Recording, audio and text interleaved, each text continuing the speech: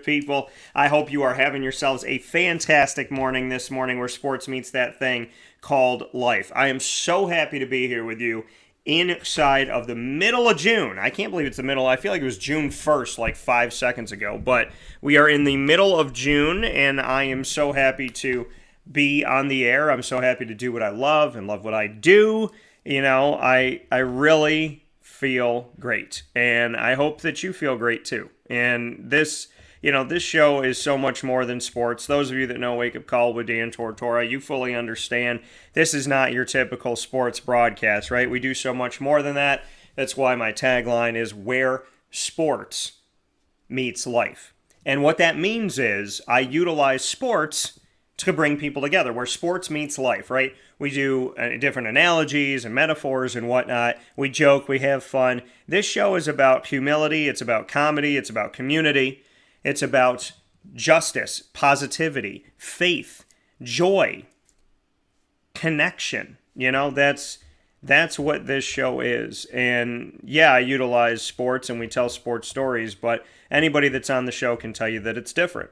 And I pride myself on that difference, that positive difference, that little bit of positive kick that you might need to get your butt off the ground when you're feeling down. So very happy to be able to be that for you. And let me tell you something. My guests are that for me. My guests give me positivity. My guests, restore things with me. And you, the listeners, the viewers, you guys do the same thing. So thank you so much for all that you do. And thank you for just simply being here with me every Monday through Friday from 9 a.m. to 11 a.m. Eastern Time. It means the world to me. So I really do appreciate that, and I thank you for it every step of the way. With that being said, we have an awesome show set up for you to start off our beautiful week here in mid-June, and we will be starting off today's broadcast here with a special announcement. There's some great stuff that's happened over the weekend, and I am pumped to talk about it with you, and I'm pumped to let you know that something big is coming your way, and we're going to have some fun with it. So there's some good stuff that's going to be going down here on Wake Up Call with Dan Tortora, where sports meets that thing called life, and that's why you see that Baldwinsville B hanging around there. So we'll talk about why that's there in just a second, but I do want to thank Cafe Kubal for being a part of the broadcast, being our exclusive spotlight partner when it comes to our studio partnership. So we really do appreciate and love the fact that we have the opportunity to work with the wonderful people at Cafe Kubal, led by the owner, operator, and creator, Mr. Matt Goddard. So a big thank you to Cafe Kubal. You can fill your cup up right today by supporting local at any one of their locations on 3501 James Street, 324 West Water Street, and 401 South Salina Street, all in Syracuse. You can also find them on the corner of Route 11 and Taft Road at Sweetheart Corners in their drive-thru location.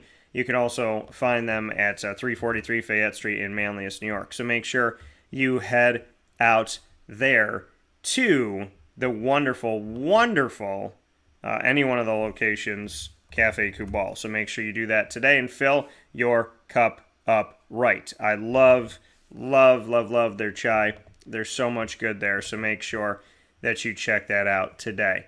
So definitely get yourself out to Cafe Kubal, and thank you once again for supporting local and just being good to our community. I really do appreciate that very much so. So with that being said, inside of the Cafe Kubal studios here on MaandPazPopcorn.com's What's Poppin', which gives you the list of topics for the day, which is always here to my right, the right of your screen, my left, your right. So Ma and Pa's Kettle Corn and Popcorn Factories, what's poppin'? And what's poppin' today is we have a big special announcement coming up momentarily with the Baldwinsville Bays. And then from there, we will continue our Commissioner Central series, where I speak with commissioners and executive directors from all over the country about their viewpoint on their conference specifically and the grander environment of what college athletics is and what college athletics is becoming. Today we feature Patty Viverito, who is the commissioner of the Missouri Valley Football Conference. Now there's a Missouri Valley Conference and there's the Missouri Valley Football Conference. You know that there's some teams that'll join a conference in football only and then keep their other sports independent or keep their other sports somewhere else. Well, this is like that, but it's an entire conference that puts football together. The Missouri Valley Football Conference, just football only. You know how in the American Athletic we have Navy that's joined for just football? Well, this conference is purely just football. So, very excited to get her angle on collegiate athletics from a football-only conference.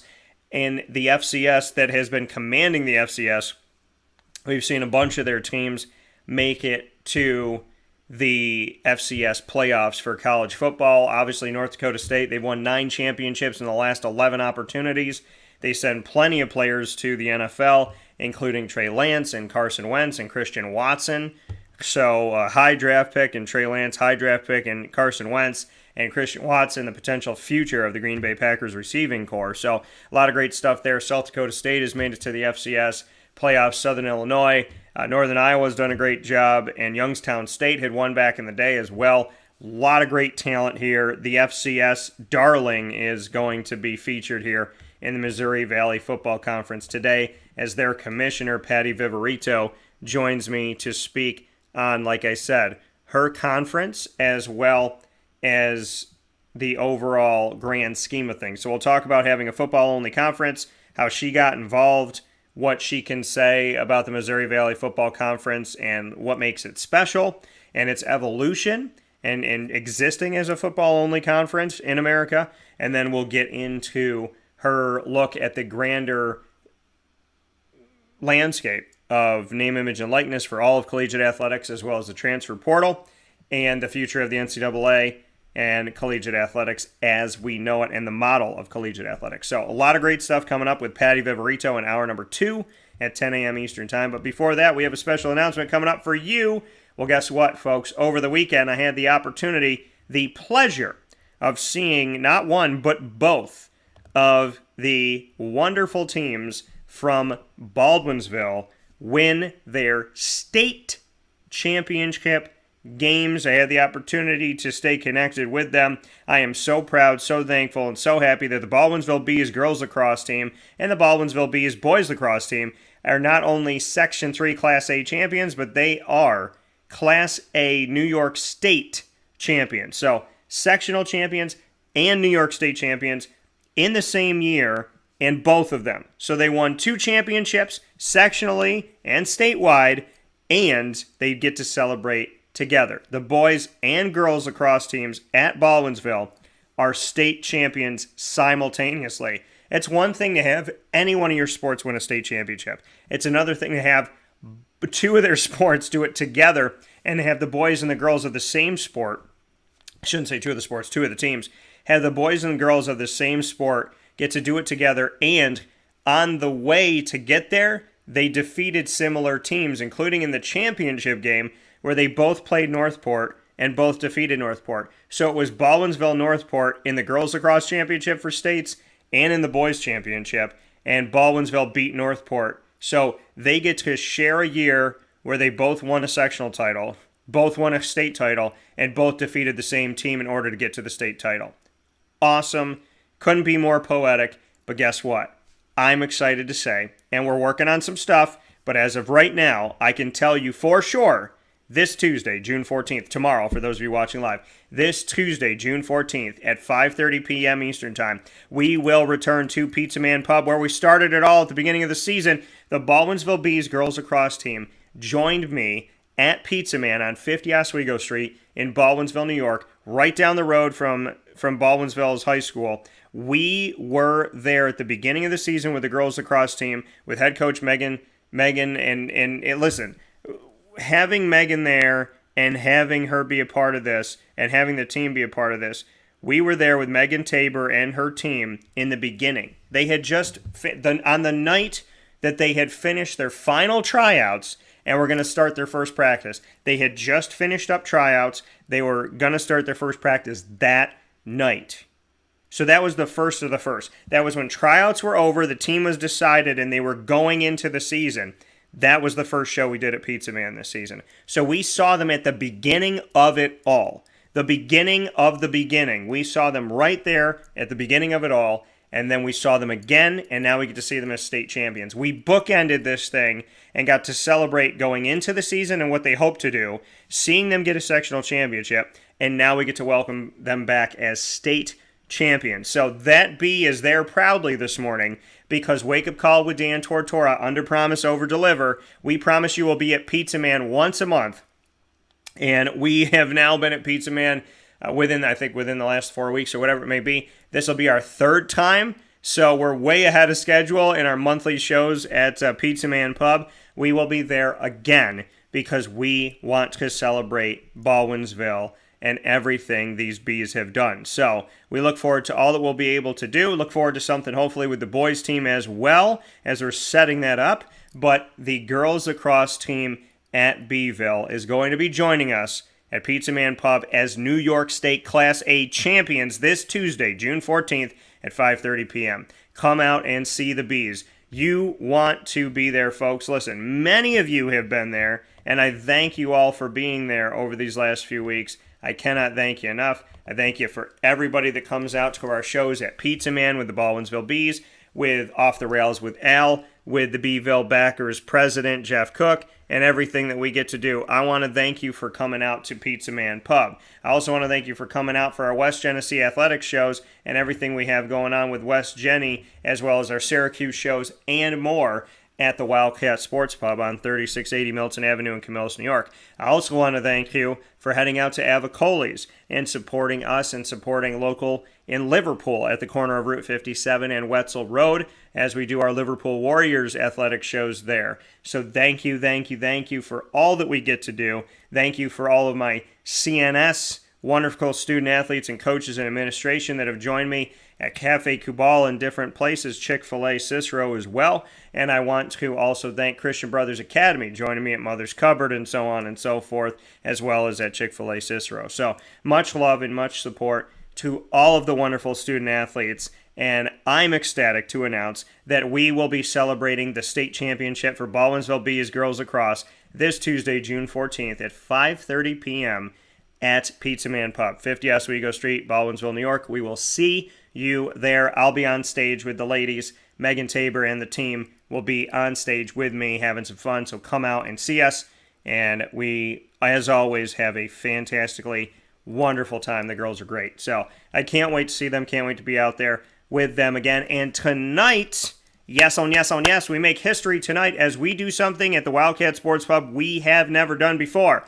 And that is having a father-son spotlight on the couch. Now, we've had father and son where there's a coach and a player, but we get to do this now where we're making history with TJ Conley and Danny Conley. Danny Conley, who played at Syracuse, Danny Conley, who's coached at Syracuse, Danny Conley, who has been a fantastic player. His son, TJ Conley, is a football player and a lacrosse player. The two-sport player from FM with the Hornets of Fayetteville Manlius will be joining me on stage. We will be at the Wildcat Sports Pub tonight, Monday, June 13th at 6 p.m., starting off our broadcast, and we'll carry it right here on youtube.com/wakeupcalldt and on facebook.com/wakeupcalldt, so make sure you're tuning in. We have the opportunity to hang out with Danny Conley and his son TJ Conley tonight as we have TJ and Danny on the couch, the Conleys and Tortora hanging out with you. And very weird to say my name in third person. I don't like it. But the Conleys will be there. You know how you watch ABC for the Connors? Well, now we have the Conleys at the Wildcat Sports Pub, 3680 Milton Avenue in Camillus, New York, tonight, June 13th at 6 p.m. as we make history with a father-son duo.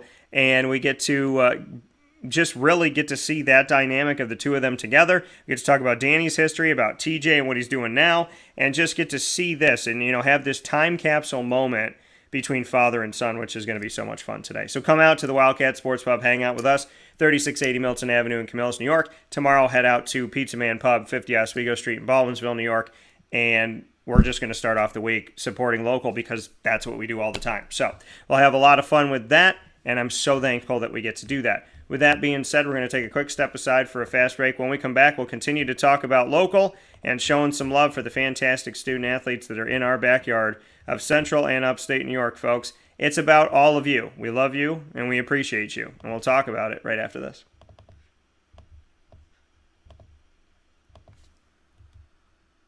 Carvel DeWitt, it's what happy tastes like. Do you know why? Because we make ice cream. Creamy, rich, flavorful ice cream. Not yogurt or iced milk like some of our competitors. Ice cream. Fresh, by hand, daily. For the calorie conscious, we have something new for you. Our new Carvelite. Same great flavor, creaminess, and texture of our regular ice cream with only 35 calories an ounce. So whether you want an ice cream cake, flying saucer, dasher, carvalanche, hard or soft ice cream, we will satisfy your craving with our fresh, handmade regular or new Carvelite ice cream. Carvel DeWitt. It's what happy tastes like.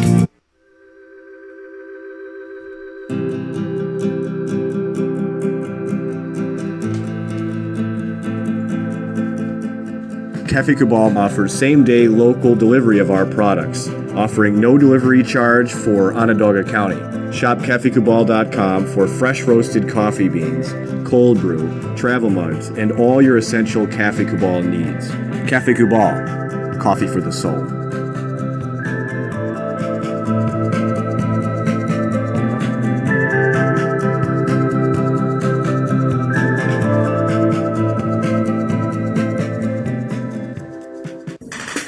The Wildcat Sports Pub in Camillus, New York is located on 3680 Milton Avenue in the Home Depot Plaza. It is your family-friendly sports bar and restaurant. Folks, some sports bars aren't family-friendly. Some family-friendly restaurants are not sports bars. The Wildcat Sports Pub in Camillus, New York is proud to be both. It is that marriage that you've been looking for years. The Wildcat Sports Pub is your home base for your sports bar and restaurant needs, games for the kids, indoor and outdoor activities, and enough things on the menu to come back every single week and get to try something new. They're open Sundays from noon to 8 p.m., Monday through Wednesday, 11 a.m. to 11 p.m., and Thursday through Saturday from 11 a.m. to midnight. For reservations and party information, call 315-487-2222 for the Wildcat family-friendly sports pub and restaurant.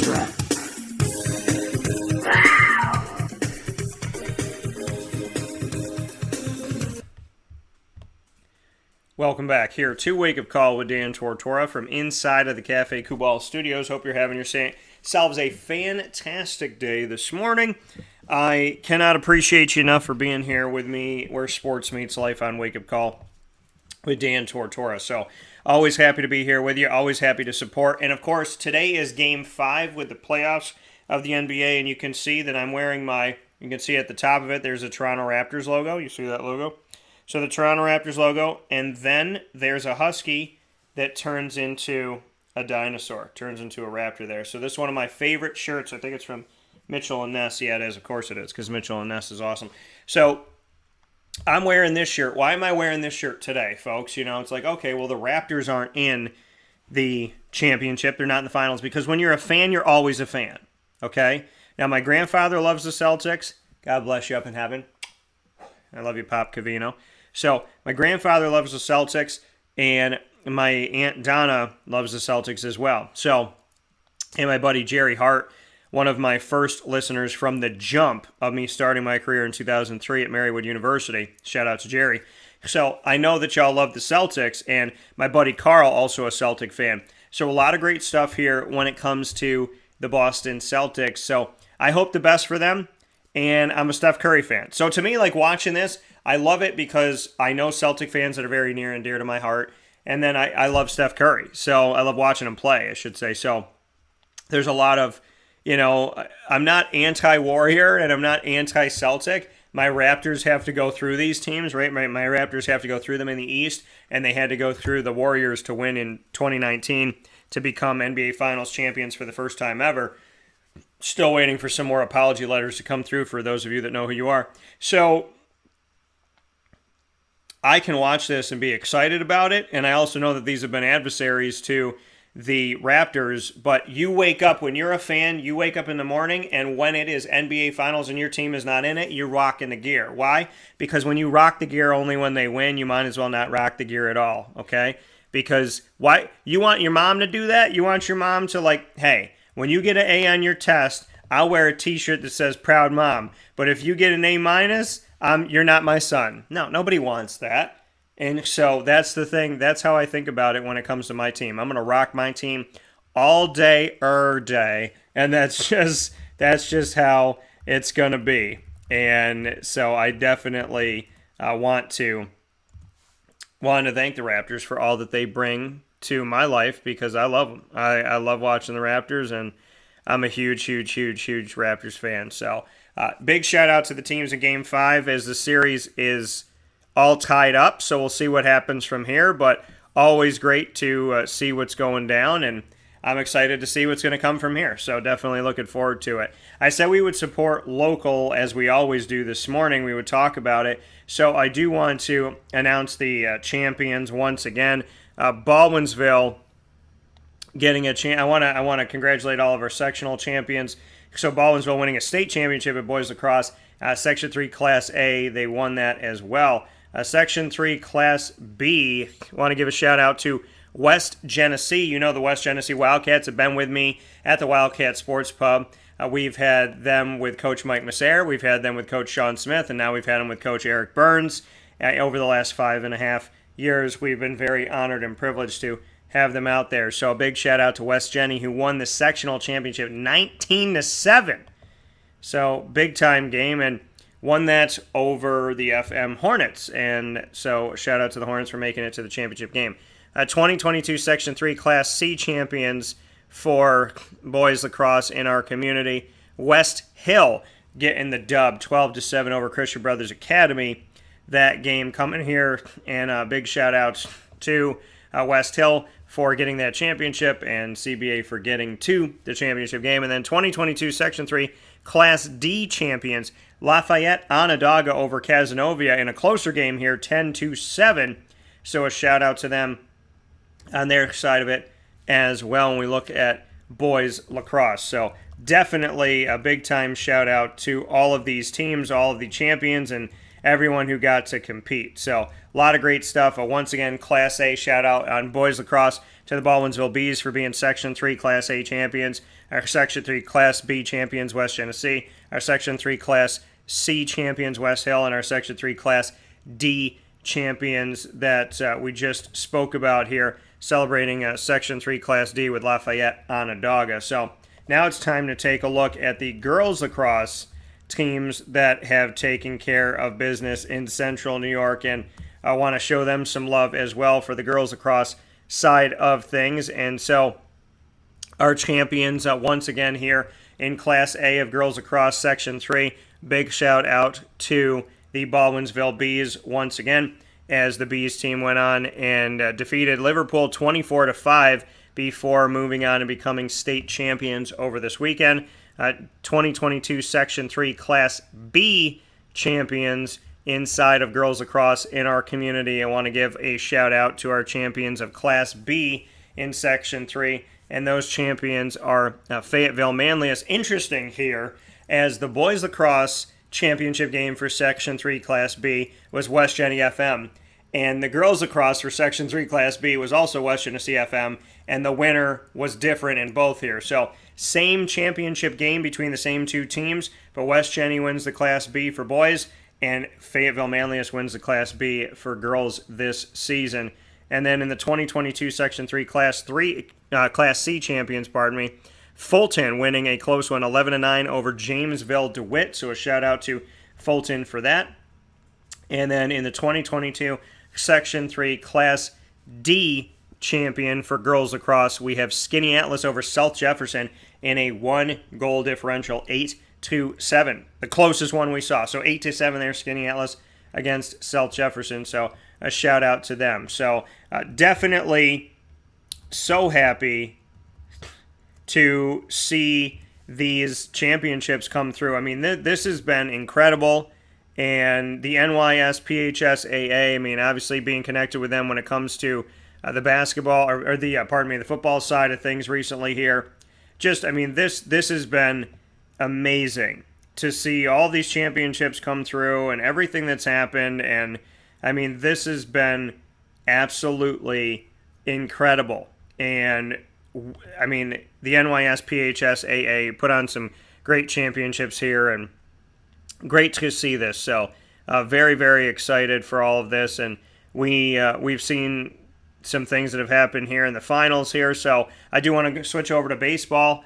And shout out baseball state champions here, Class AA, McQuaid over Fayetteville Manlius 4-2 in the finals, which was this past Saturday. Chatham over Chester 6-4. So Class AA was Section 4 versus Section 3. McQuaid over Fayetteville Manlius 4-2. This is in baseball. And then in Class C, we have Chatham Section 2 over Chester Section 9, and that was 6-4. And then we have Class B, Schuylerville and Spackenkill in Class B from Section 9, winning over Section 2, Schuylerville 6-4. And then we have Class A for baseball, state champions here. Class A, Averill Park of Section 2 over Hamburg of Section 6, 3-0. And in Class D, we have Deposit Hancock, which is Section 4, over Chapel Field, Section 9, 14-5. So Section 9 making a bunch of these and winning one of them here when it comes to the baseball championships to crown our state champion in the NYSPHSAA. So a big shout out to each of them. And I do want to take a look as well to the softball side of things. And I know going and taking a look at this here in the finals for softball, Liverpool lost a very close one. You know, the Liverpool Warriors are with us at Avocoles every single month, as I stated before, and we had the opportunity to celebrate with them. Greg said Section 3 really are juggernauts in boys and girls lacrosse. Yeah, they are. Absolutely. Agreed. So, taking a look at the softball side of things, I'm such a fan of everything that Phil DeAugustine has done with this team this season. I'm so happy for all the girls. We got together at the beginning of the season. We got together as they were heading off to states on Long Island, and they made it all the way to the championship game over this past weekend. And we're up 2-0 and lost a close one late. But I want to shout them out because even though they did not win a state championship, they got to state's Class AA in the final, the finale of Class AA in the entire state of New York. Big time shout out to our NYSPHSAA runners-up Liverpool Warriors softball team. Appreciate the girls, love them all, and they're awesome. They're such a treasure to have. You can go back and watch my shows with them on youtube.com/WakeUpCallDT and on Facebook.com/WakeUpCallDT, and we'll add them to the Avocoles page as well. So a big shout out to Avocoles, big shout out to Liverpool High School, Ari Lieberman, Phil DeAugustine, his staff, and all of the wonderful student athletes and families. Thank you to Liverpool Softball for all the incredible hard work that you did and for making it to Long Island. I am so proud of you. You will be back, and so God bless to all of you on that. Class AA for softball here in the NYSPHSAA for the state of New York champions. Moreau Woodbury of Section 9 got the victory over Liverpool Section 3, 4-2. In Class A, Webster Schrader of Section 5 defeated Section 4 Vestal 5-1. In Class B, Ichabod Crane, girl, Ichabod Crane. So I don't know where I heard that from and what movie or TV show, but Ichabod Crane, that is a school. Ichabod Crane on Class B, 12. I just had to say it. It's no disrespect at all. Ichabod Crane is a name I remember. So Ichabod Crane, Section 2, over Section 4 that I know well, Shenango Valley, 12-0. Ichabod Crane wins the Class B softball championship for New York State. In the Class C, Greenwich defeats Green. Greenwich, Section 2, Green, Section 4, and that is 4-1. And in Class D, Deposit Hancock, who won the baseball championship, also won the softball championship. So they, like Baldwinsville, for boys and girls lacrosse, they get to celebrate the softball and the baseball teams at Deposit Hancock for Class D. That Section 4 team defeated Oriskany of Section 3, 8-1. So once again, giving you our state champions, as Wake Up Call with Dan Tortora is all about supporting local and celebrating local all day, day. So we head to the girls lacrosse championships for New York State. And as you know, Class A was won by Baldwinsville, Section 3 over Northport, Section 11, that was 15-9. In Class B, Victor of Section 5 defeated Queensbury of Section 2, 14-5. for girls lacrosse to become state champions. In Class C, Honeyone Falls Lima, Section 5, went up against Manhasset, Section 8, and Manhasset won 17-2. And in Class D, Skinny Atlas made it all the way to the championship game. Shout out to Section 3 once again. And they fell to Bronxville, Section 1, 15-8 in the Class D championship for girls lacrosse. And on the other side of it, in boys lacrosse, our state champions for Class A, as you know, once again, are your Baldwinsville Bees, who won the game for boys lacrosse out of Section 3, defeating Northport of Section 11, 10-7. In Class D, we saw Cold Springs Harbor of Section 8 take down Shenango Forks from Section 4, 17-1. In Class B, Garden City of Section 8 took down Canandaigua of Section 5, 8-1. And shout out to West Hill and the Warriors for making it to the championship game. In Class C, they fell to Manhasset, Section 8 over Section 3, 13-5 Manhasset over West Hill. So that's what it looks like here on Wake Up Call with Dan Tortora for our baseball championships, our softball championships, and our lacrosse championships. Big time shout out, say word, to all of the wonderful, wonderful teams. I don't know why I felt compelled to say word, but I did. So a shout out to all the teams out there, and big thanks to everybody that has made this possible here. So definitely very proud and very happy for our New York State lacrosse champions in boys and girls lacrosse, as well as our softball champions and our baseball champions. So, and Greg said it there, Deposit Hancock with the Class D softball baseball sweep. Get her done. So that definitely happened, and definitely excited for everybody here. That's what it's about, right? It's about supporting local. It's about supporting our community. And Wake Up Call with Dan Tortora. When I created this show to always be an international show. I want people to know about this show all over the world. Not because I have an ego, because I want to know as many people as I can. I want to build my company up. I want to build relationships, and I want to leave something in this world that can be a beacon of hope for people to follow God, follow themselves, follow God, be who they are, believe in themselves, I should say, and to just chase their dreams. You know, I love being able to do what I do for a living because I love what I do. And my joy comes from I constantly just want to form new partnerships. I want to bring new people in. I just want to bring those relationships. And so, you know, have we been listened to and watched internationally? Yes. Have we been on the West Coast and the Midwest and the East Coast? From what I can see, yes. You know, from what we know, from the information that's provided, yeah. You know, we've been out all over the place, and I'm very excited for that. But it hasn't made me lose focus on my community and the people that I love that come from my home, Central and Upstate New York. I was born in Syracuse, born on the north side. And so, you know, I have connections growing up to West Hill, to West Jenny, in 36 years of my life, you know, I've been able to connect with so many schools. And if we haven't connected with your school yet, it's not on purpose. You know, we will hopefully soon.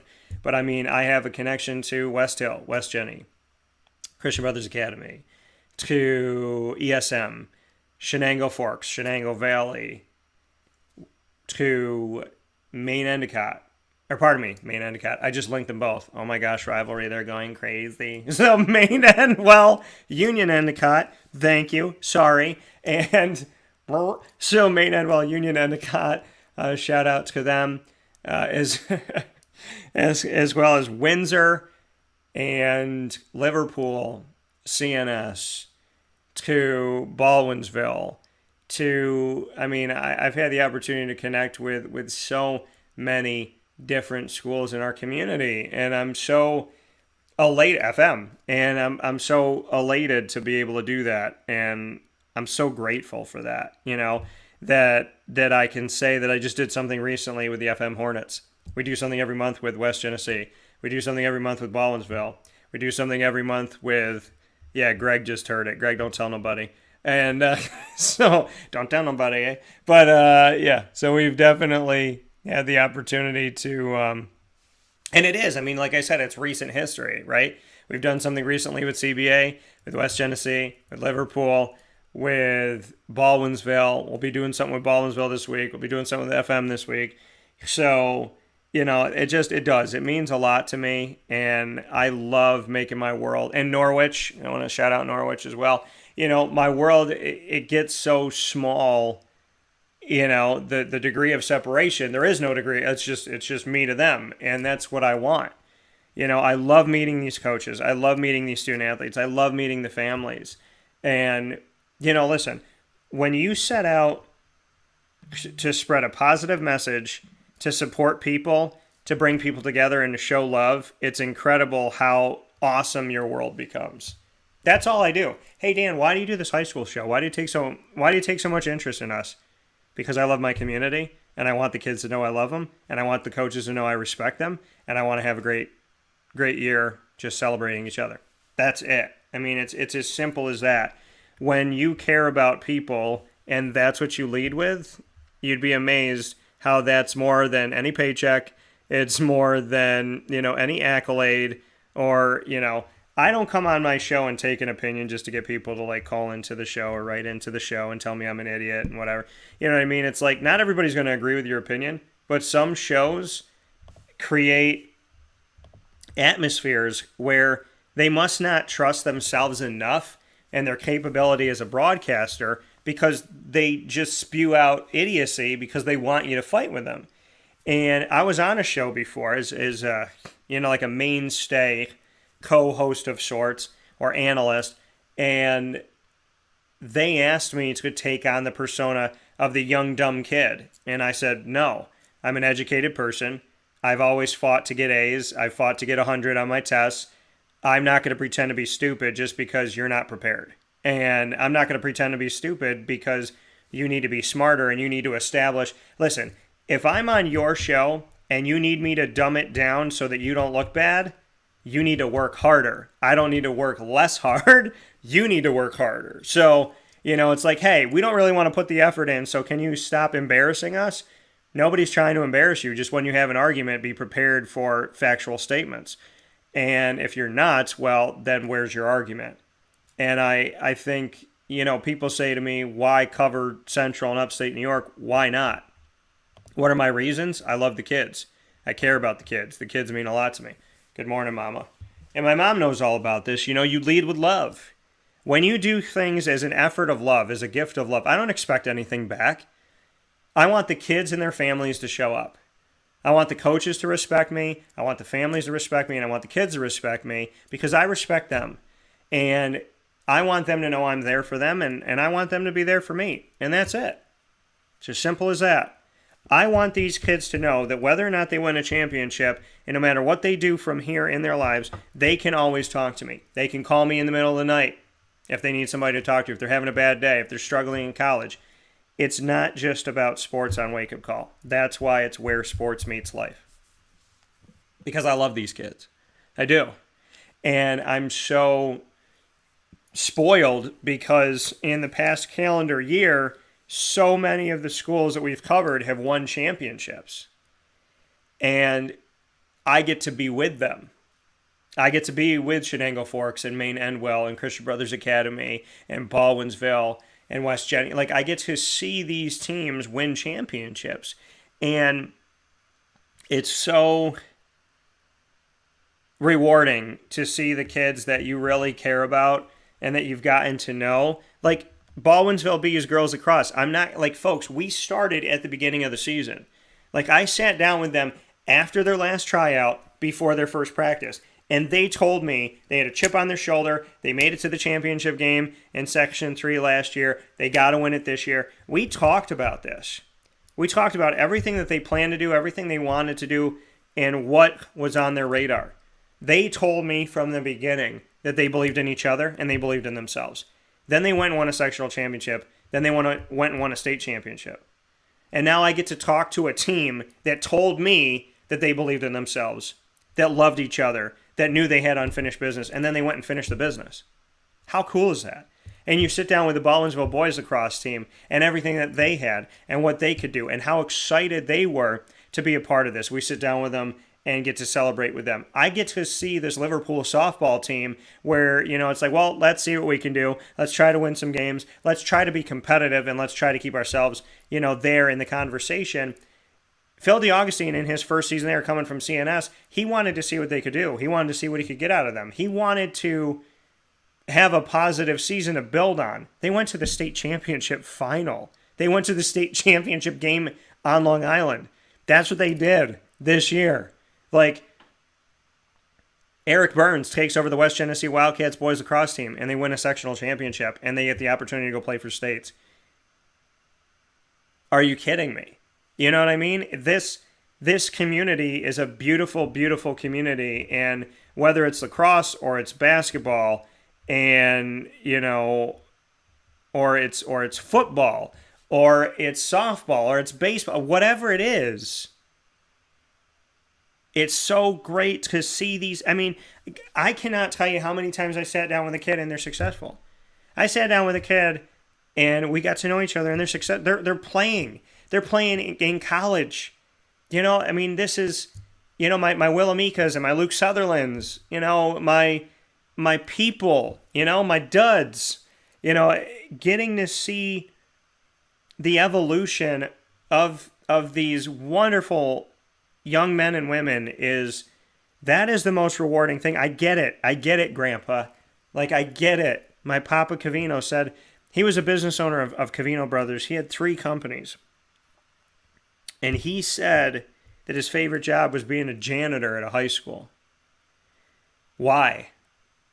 Because he got to talk to the kids, he got to listen to them, and he got to help them. Well, Grandpa, I get it. I get to talk with the kids every month. I get to listen to them. I get to help them. And it's so rewarding, and it will always keep me young that I get to talk to them. And I hope that they get something from it, because I do. And I hope they always want to talk to me, because they're always welcome to. I love the atmosphere that I have in Central and Upstate New York. People say to me, why are you here? Why did you come back? Right? You lived in Florida. Well, Florida is the second home of the show, but don't get it twisted, folks. I live a beautiful life. Thank you, Mom, saying you're good at what you do. For my mother to say that to me. Listen, when your parents are proud of you, it's different than anybody else being proud of you. It feels different. And I'm so honored that my mom has always been proud of me. Always. She's such a supporter, and she's such a great mom. She's the mom you want to celebrate on Father's Day. You know what I mean? Because she's a great parent and a great person. So you want to celebrate her as mom. You want to celebrate her as dad. You want to celebrate her as Nani Vino, the grandma to Lily. And you want to celebrate her as a best friend. You want to celebrate her as someone that you trust. When my mom's proud of me, I just know. I know I'm doing something good. I know I am.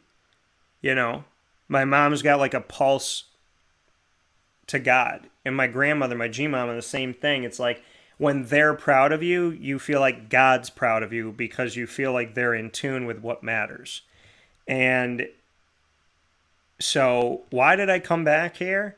Well, I wanted to see my grandmas. And I'm happy I came back, because my one grandma ended up in a nursing home. I would have never gotten to see her. And my other grandma, I got to take care of her. I got to live with her for 2 years. Still the best roommate I ever had. I was married. I was with somebody for 7.5 years. And she can't even light a candle to my grandmother, let alone hold it toward her. So, and I'm not taking shots, I'm speaking truth. But I came back to Central and Upstate New York because it's home. And I get to live the best of both worlds. My main show place, the main part of my company is Central and Upstate New York, where we're based. The second hub of the show, the second home, the satellite, is Florida and also Pennsylvania. And we get to reach people from all over the country and all over the world. And I get to travel everywhere. I have the best of both worlds. I get to live in my hometown and support and uplift the people that come from the schools that I grew up around. and I get to go down to Florida whenever the heck I want to and support that. I mean, it doesn't get better than being able to go see your best friend down in Florida and go to Disney and see my other parents, Papa Joe and Mary, and my big brother, Joe Lando, and see two of my nieces, Carly and Gracie, and see Jason, and, to work with Hooters and get to, build those bonds that we've had for over a decade and keep those bridges strong to cover the Jacksonville Jaguars for now, I think, 11 or 12 years. It's such an honor to be able to call my home that I grew up in the home of my show, and then get to travel out and to get to go to all these other places and then always get to come back home. There's something beautiful about going down to Florida and it's home. Going to Pennsylvania and it's home. Going to New York and it's home. The home of homes. And then to build those bridges to Kentucky and North Dakota, South Dakota, to build them to California, to build them to the Carolinas. It's rewarding to Texas, to Rhode Island, to Massachusetts. It's rewarding to get to do what I do every day. And supporting the kids in our local community, it's second to none. I mean, it really is. It's a beautiful thing. And, I don't even listen to the people that say that there's no talent in Central New York anymore. I don't hear you, and I will block you on social media because what you say is disgusting. But I don't even hear it anymore. I don't even hear the disgusting because I love these kids. And no matter what you say to me, I'm not going to love them less. And because they're me. They're me, right? I grew up here. I grew up wanting to play in the NBA. And I got recruited D3. I got that phone call to Marywood, and I will always appreciate Eric Grunman for calling me and making me sound like I'm this basketball player that I'm not gonna knock myself. He thought I had something, and I knew I always did, and I still got it. So I know I can shoot from anywhere.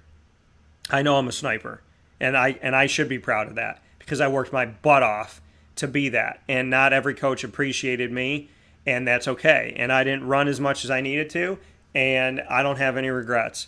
I love the sport of basketball, and I will play it any day that you want to play it. I'll meet you on the court, and we're going to ball the frick out because I love playing basketball. You know what I thought? It's 90s right now. I'm going down to Florida in less than 2 weeks, and it's in the 90s. You know what I thought to myself? Where I'm staying has a basketball court, and I was like, oh, God, I can't wait to play basketball. Because I can't. Because I love it. Because it means something to me.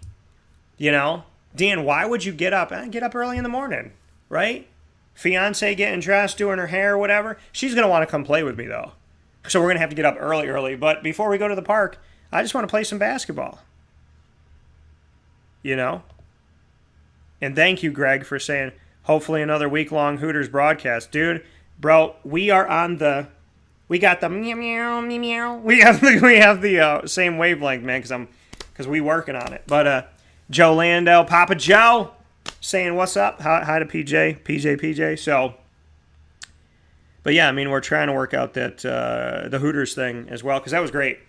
We got to usher in the football season for college and professional football, and we got to have our 11-year anniversary of our Hooters Fantasy Football League, which is insane.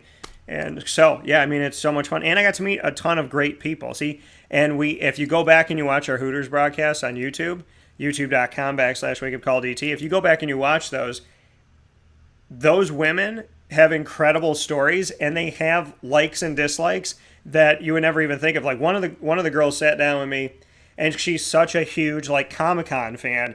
And we were talking about these Comic-Cons, and one of them was in town, and she was talking about dressing up and these different things that they do. And I was like, I would never think in a million years that you would like comic books and stuff. And then you talk to, I sat down with one of the girls at Hooters that's trilingual. And she said, welcome back to Wake Up Call in Iranian. Insane. So, you just learn so much. And that's the thing about my job. Don't judge a book by its cover, and be willing to read the book. And if you didn't understand it, read it again. I get to tell people stories. I get to do that. I don't have to do it. I get to do that. I own my own business. I could sit in my underwear and watch TV all day long and not do a lick of work. but I don't do that. There could be a CEO of a Fortune 500 company that does that, but I don't do that.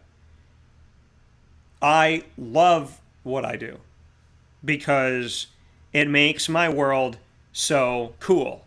And, you know, I mean, we featured over 3,000 people on this on Wake Up Call with Dan Tortora alone, not including Dan on Disney or Superpowered Pop or Comic Book Trails, just Wake Up Call, over 3,000 people. And what does that mean to me? It means that there's a wealth of knowledge and wisdom that I can learn from. It means that over 3,000 people and I got to share their stories with the world. And because of the access of the internet, you can go to our YouTube channel, you can go to our social media, and you can go back into the archives. You can go to wakeupcalldt.podbean.com and find over 1,600 episodes. You know, and there's a search bar. You want to know if we talked to somebody, search it. And that's so cool that we get to. There's so many things that we've gotten to do that some of the things I forgot. I'm like, oh my God. You know, I'll be going through stuff going, I totally forgot I talked to that person, or that I had that phone number. And you never know who you're going to connect with. So be a part of Wake Up Call. Find us on Facebook at Wake Up Call DT, Twitter at Call DT, Instagram at WakeUpCall_DT. Subscribe to our YouTube channel, which is one word, Wake Up Call DT. Go to wakeupcalldt.com, subscribe to it, bookmark it, it's free. Like, find your way to us, because we are trying to find our way to you. And I get it, Grandpa. Like, helping the kids is what it's all about, you know, and helping the big kids. We get to tell stories. Isn't that cool? Isn't that cool? That every day I just get to sit with you and just talk about life. And with that being said, definitely make sure you check out our special with Christy Salters Martin. It's on youtube.com/wakeupcalldt. And I watched it with my fiance yesterday because I wanted her to see it. And so normally I just do my work and I keep cranking and I don't go back and watch stuff or listen to stuff because I'm on to the next thing. And yesterday taught me that I should stop and go back and watch things and go back and listen to things because it really touched Carrie's life. And I'm really honored that Christy Salters Martin has. I said at the end of the show, you will save someone's life. You will affect somebody in a positive way. Well, I saw firsthand that she helped out Carrie and they haven't even met each other. And that's so cool. So definitely check out our special with Christy Salters Martin. I'll share it again on our social media. And make sure you check it out on youtube.com/wakeupcalldt. Shout out to all of the softball teams, all the baseball teams, all of the boys and girls across teams, and all of our student athletes of every sport across this great state of New York, and to all student athletes everywhere. We appreciate you. We love you. Keep working and keep celebrating and keep remembering that you had the game taken away from you, so don't do anything to take the game away from yourself. Even though life seems more normal now, it doesn't mean that you should forget where we came from, because if we forgot where we came from, we will forget where we're going, and we won't know. So even though things seem normal now, that doesn't mean that I want you to forget how very blessed that you are just to be able to play a sport, and how blessed I am to be able to broadcast and share those sports with you. And speaking on supporting local, to drive it home one more time, tonight, Wildcat Sports Pub, 3680 Milton Avenue in Camillus, New York, Monday, June 13th, 6 p.m., on site, on location, on stage with Danny Conley and his son TJ Conley. Danny played for Syracuse and coached at Syracuse. TJ plays at FM, and TJ is a two-sport athlete of lacrosse and football, and we'll be sitting down with father and son tonight at the Wildcat. And then tomorrow we will be in Baldwinsville again on 50 Oswego Street in Baldwinsville, New York, on Tuesday, June 14th, to celebrate the New York State champions of Class A. Baldwinsville girls lacrosse team will be rejoining me, this time as state champions at Pizza Man. So, a lot of great stuff coming up, and keeping that local in our spotlight. With that being said, we'll take a step aside for a fast break. When we come back, we will head to our next portion of Ma and Pa's Kettle Corn and Popcorn Factories. What's poppin'? And that is the continuation of our Commissioner Central series. Folks, whether or not you're a fan of this conference or this team or that team, the Commissioner Central Series is something that I created to allow you to have the opportunity to go to one place to hear from commissioners and executive directors from all over the country about their specific conference, NIL, the transfer portal, the future of the NCAA, and collegiate athletics as we know it. Each of them has a unique approach, and each of them deserves a seat at the table. On Wake Up Call with Dan Tortora, they get a seat at the table. Everybody's equal, because that's how it should be. Coming up after this fast break, Missouri Valley Football Conference Commissioner Patty Viverito talks with me about overseeing an entirely football-only conference. And I'm so excited to share that with you. Now, Greg said, what an epic all-time Hall of Fame boxing class that was inducted, arguably the best ever in sports, right up there with the first MLB baseball class. Well, that's the thing. The International Boxing Hall of Fame, they've had a couple years to think about it, so they can make it really incredible. We'll take a step aside for a fast break on Wake Up Call with Dan Tortora. When we return, it is all Patty Viverito, and the Commissioner Central Series continues with a focus and a spotlight on the Missouri Valley Football Conference.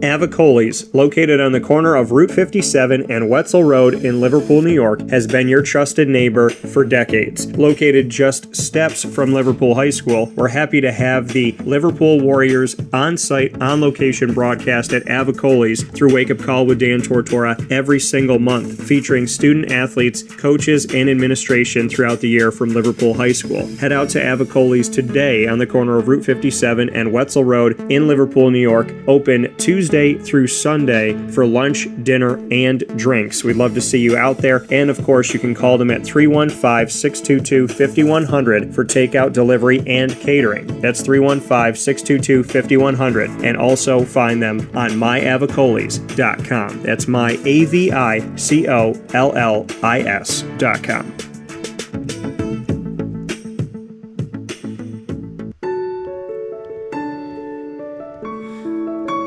Having peace of mind when you're out of town that your furry-loving friend is safe and sound means taking them to Canine Campground, because we all know that when it comes to the love of our pets, it goes well beyond the call of duty to make sure they're safe and sound. Right, Lily? So take a ride to 242 Johnson Street in East Syracuse, New York, and see Canine Campground and where your dog will be staying, in the classic cabin, the executive cabin, the grand cabin, or of course the luxury cabin, because if you know Lily, you know she loves luxury. Now you don't have to wait to the last minute to find a family member or a friend that'll take your dog for a few days. Call Canine Campground at 315-299-4013. That's 315-299-4013. Their drop-off and pickup times are Monday through Sunday. Check K9campground.com for more information. That's the letter K, the number 9, and campground spelled with a K.com. K9campground.com. When you're going out of town, bring your dog to Canine Campground.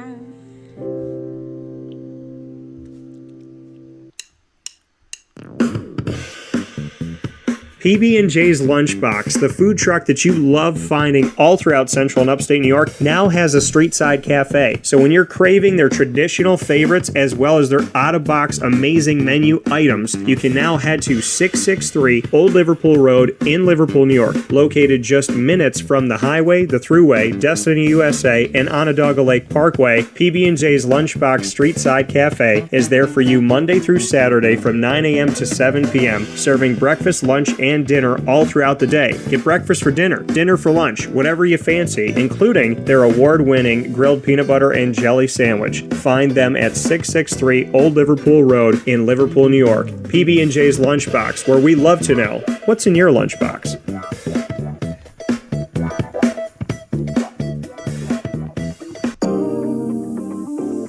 As a patient, what do we want? To be cared for, to be listened to, and to have someone walk us through the process on our path to victory. Victory Sports Medicine and Orthopedics does all of those things beautifully, with Dr. Mark Petropoli leading the team on 791 West Genesee Street in Skaneateles, New York, located minutes from beautiful Skaneateles Lake. Whatever your injury may be from head to toe, preventative care, rehab, physical therapy, laser therapy, and surgery are all available at Victory Sports Medicine and Orthopedics, where they care about us, they listen to us, and they understand that everyone's path to victory is a little bit different. Let them help you on yours by calling 315-685-7544 to make your appointment today. That's 315-685-7544. And find out more information at victorysportsmedicine.com.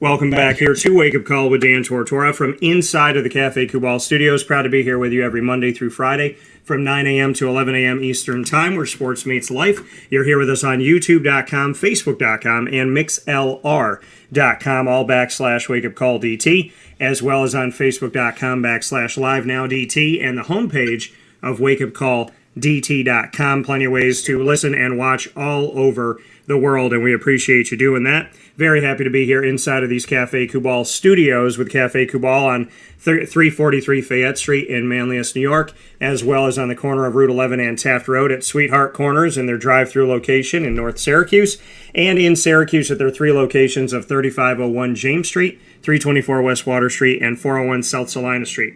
In this Commissioner Central series, we have the opportunity to speak with commissioners and executive directors from all over the country to really get the pulse of collegiate athletics from their viewpoint and an overall look at what's going on, speaking on the strength and evolution of each conference that we have the opportunity to speak with, as well as NIL, transfer portal, the future of collegiate athletics, and the NCAA. With that being stated, I am so happy to have the opportunity to put the spotlight on the Missouri Valley Football Conference and their commissioner, Patty Viverito, who is here inside of the Missouri Valley as their football conference commissioner, and here with us on Wake Up Call this morning in this edition of Commissioner Central. Patty, how you doing today? I'm doing great. Appreciate the introduction. Absolutely. And Patty, you know, to have this unique connection to the collegiate world with the Missouri Valley Conference, but to be the commissioner of the football side of things and know that this is a very, you know, kind of unique model. How do you work hand in hand, and what can you say about the Missouri Valley Conference when you are the commissioner of football only, and there is obviously the existence of the conference in general? Well, the branding does get a little confusing, and it probably helps to know a little bit of how we came to be, and that is that we've always been a separate legal standalone corporation for the Missouri Valley Football Conference. It was originally branded as the Gateway Football Conference back in 1985, and then we rebranded along the way to align with so many of our schools that were part of the Valley. But Missouri Valley Conference dropped football as a conference sport back in 1985, and all of the programs that were looking for a home in FCS happened to be members of the Gateway Conference at that time, and I was commissioner. And quite frankly, we just added a football division, and it's turned into a very successful enterprise. Our women's sports merged with the Missouri Valley back 30 years ago. But again, the football conference has stood alone on its own and has some overlap in membership with the Missouri Valley Conference. But, also, takes great pride in having, the 4 Dakota schools, Western Illinois, Youngstown State, as part of our membership lineup. And I appreciate you giving some background on that because, there is that connection and that branding, but at the same time, the living as your own entity. How does that kind of work in your favor? Maybe what are the positives of having a Missouri Valley Football Conference where there is the Missouri Valley functioning, like you said, the women's sports merged with the men's sports and continued on the Missouri Valley overall, but that this football conference has been able to emerge and grow and blossom over decades? What are the advantages of that? Well, the advantages probably start with membership, and that when the Dakota schools were looking to go from Division II to Division I and needed a home, we didn't have to find a sport for all, or a place for all their other sports. We just were able to take them for football and football only, and that's really worked to our advantage. We took North Dakota State and South Dakota State, and then along the way we also added South Dakota and North Dakota, and it's made our league that much better by being able to expand in the way we did. And if we had to do that across all sports, it probably wouldn't have happened. Yeah, and having that opportunity to bring these teams in and taking a look at the membership of the Missouri Valley Football Conference and North Dakota State, as well as North Dakota, South Dakota, and South Dakota State, Southern Illinois, as well as Missouri State, Northern Iowa, Indiana State, Western Illinois, Illinois State, and Youngstown State. When I name those names and those institutions within this Missouri Valley Football Conference, what are some words that are top of mind that really link all of these institutions together? Nationally competitive. And that boils down to the fact that each and every one of our institutions has played in the postseason. Many of them with great success, and I probably don't need to point out North Dakota State's epic run here with 9 championships in the last 11 years at the FCS level, which is pretty remarkable in and of itself. But we put multiple teams in the postseason and advance through the playoffs each and every year. And I really credit that to the vision of our President's Council, because really from the inception of the league, they were committed to this level of football, FCS football. They didn't have any aspirations of looking to FBS. They weren't looking at anything, a low-cost model. That didn't have any allure for them either. Our mission and vision, really from early on, has been to be nationally competitive at this level, regardless of what it's called or how many scholarships are, whatever the highest level of NCAA-sponsored football in Division I was going to be. That's where we wanted to make a mark. And when we look at the mark that the Missouri Valley Football Conference has made on things, being at the FCS, the football conference subdivision here, and having the Division I AA connection, what can you say about the FCS model and what it is, what it has become?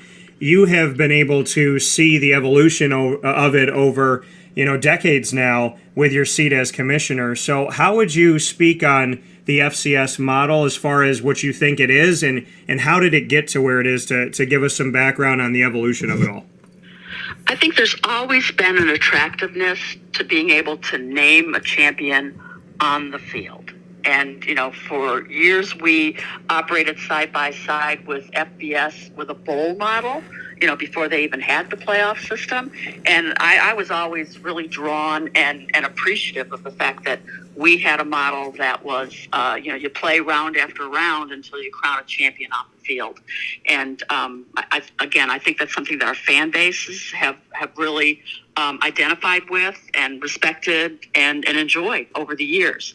I think what's changed, I would say, over the last 10 to 15 years in a pretty dramatic way, is the visibility that we have gotten for our subdivision. And I really credit digital media for that, and that 10 years ago, we didn't have really any visibility in broadcasting, and now through our agreement with ESPN, every one of our games is broadcast on ESPN Plus or ESPN3. And when we see that, like you said, the digital side of things and the opportunity for the FCS to get that publicity and to be able to reach out, that link to ESPN, just how important that has been for the conference to really spread its message, to make sure that it's branded itself and is top of mind. I mean, you mentioned North Dakota State, and they're going to continue to brand themselves because of their extreme, their history of just extreme success. I mean, like you said, 9 championships in the last 11, and what they've been able to do. The NFL players that they've sent, and we've talked about, we'll talk about that in a minute here, but when you look at this digital model where teams have, on linear television formed their own networks, and, seeing certain institutions have a network and then conferences have a network. When the digital world evolved to a place where if you didn't have a linear TV network, you could at least have one digitally, and it could still get to people's, tablets and iPhones and iPods, literally anything that could link onto the internet, that you could be right there in their pocket. How important that's been for, the FCS model, and how important it's been for the Missouri Valley Football Conference, that now you, as far as being on somebody's phone, are toe-to-toe with, if there's the SEC network or the Big 12 or the ACC, because they're able to just go right there and pull up a game like they would pull up any other game. Right. It's really had us transformed from a well-known and respected regional conference here in the Midwest, the upper Midwest, and gave us an opportunity to be known nationally. And that platform has grown each and every year, really beyond our wildest expectations in terms of the visibility and the recognition, and it's become just so commonplace. That's where people go to find out when and where games are being played, and we're just a click away, as you have stated, from any other league at any level that has that opportunity to broadcast all their games. And here, speaking with Patty Viverito, the Missouri Valley Football Conference Commissioner, and over 3 decades of having that leadership opportunity. The first commissioner coming in September of 1985 and following us all the way through to today. Did you ever imagine that we would be able to look back on over 3 decades and say that not only were you the first commissioner to step into this role at the Missouri Valley Football Conference, but the only one as we move forward? Well, yeah, I've been doing this a long time, so I jokingly tell people I either really like what I do or I'm in a terrible rut. But I think it's the former. I really do love what I do, and it's very rewarding, and it's fun. And so why not keep doing what I've been doing for, again, as you mentioned, since 1985. Really proud of the success of the league, and really proud to be part of it.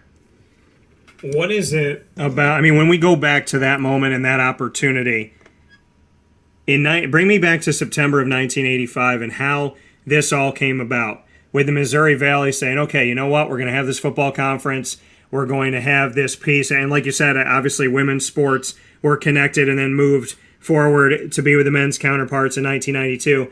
But back in September of 1985, paint the picture for us of where you were, what you were doing, and how this became an enticing opportunity, and who kind of presented that to you. Sure. Go into a little more detail than I did earlier, and that is 1985, I was 3 years into being commissioner of the Gateway Collegiate Athletic Conference, which at the time was, 10 schools in the Midwest and operating their women's sports programs. At the same time that was happening, the Missouri Valley Conference, the multi-sport league at that point in time that was just operating men's sports, dropped football as a conference sport. And the reason they dropped football as a conference sport, and the timing of that, was because that's when Division I split into 1A and 1AA. And you had a Missouri Valley Conference that had 2 schools in Tulsa and Wichita State land on the FBF side of the line, and their other programs land on the FCS side. It was really an untenable situation. It didn't have a future. And coincidentally, all the schools that were looking for a home in FCS happened to be members of the Gateway Collegiate Athletic Conference. And so it was really our presidents who said, we need to have this league operate in a way that that gives us, an opportunity.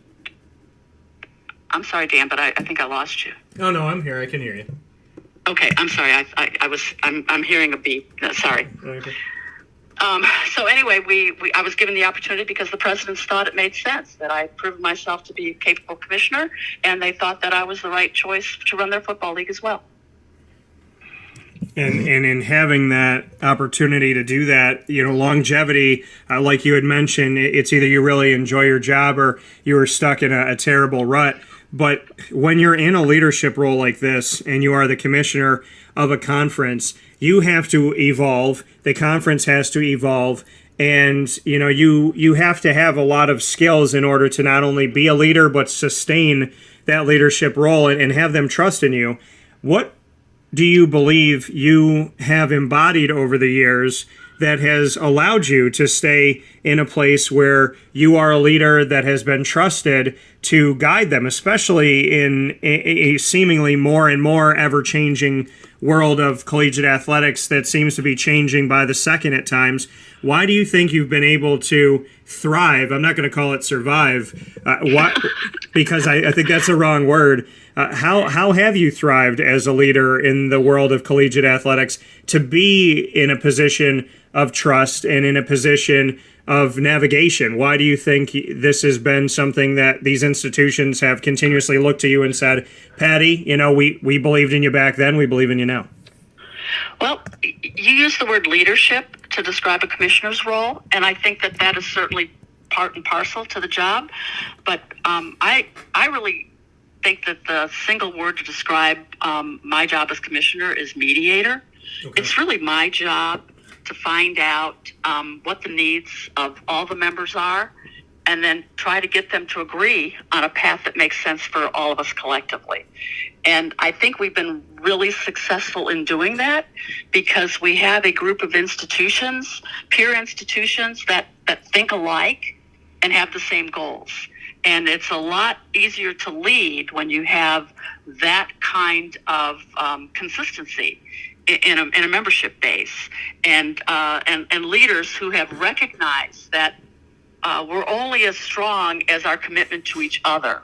And that has really been what has driven this league from day one, and continues to be, really our rallying cry to this day. It's, we're better together, and we really respect each other and what each and every member brings to the league.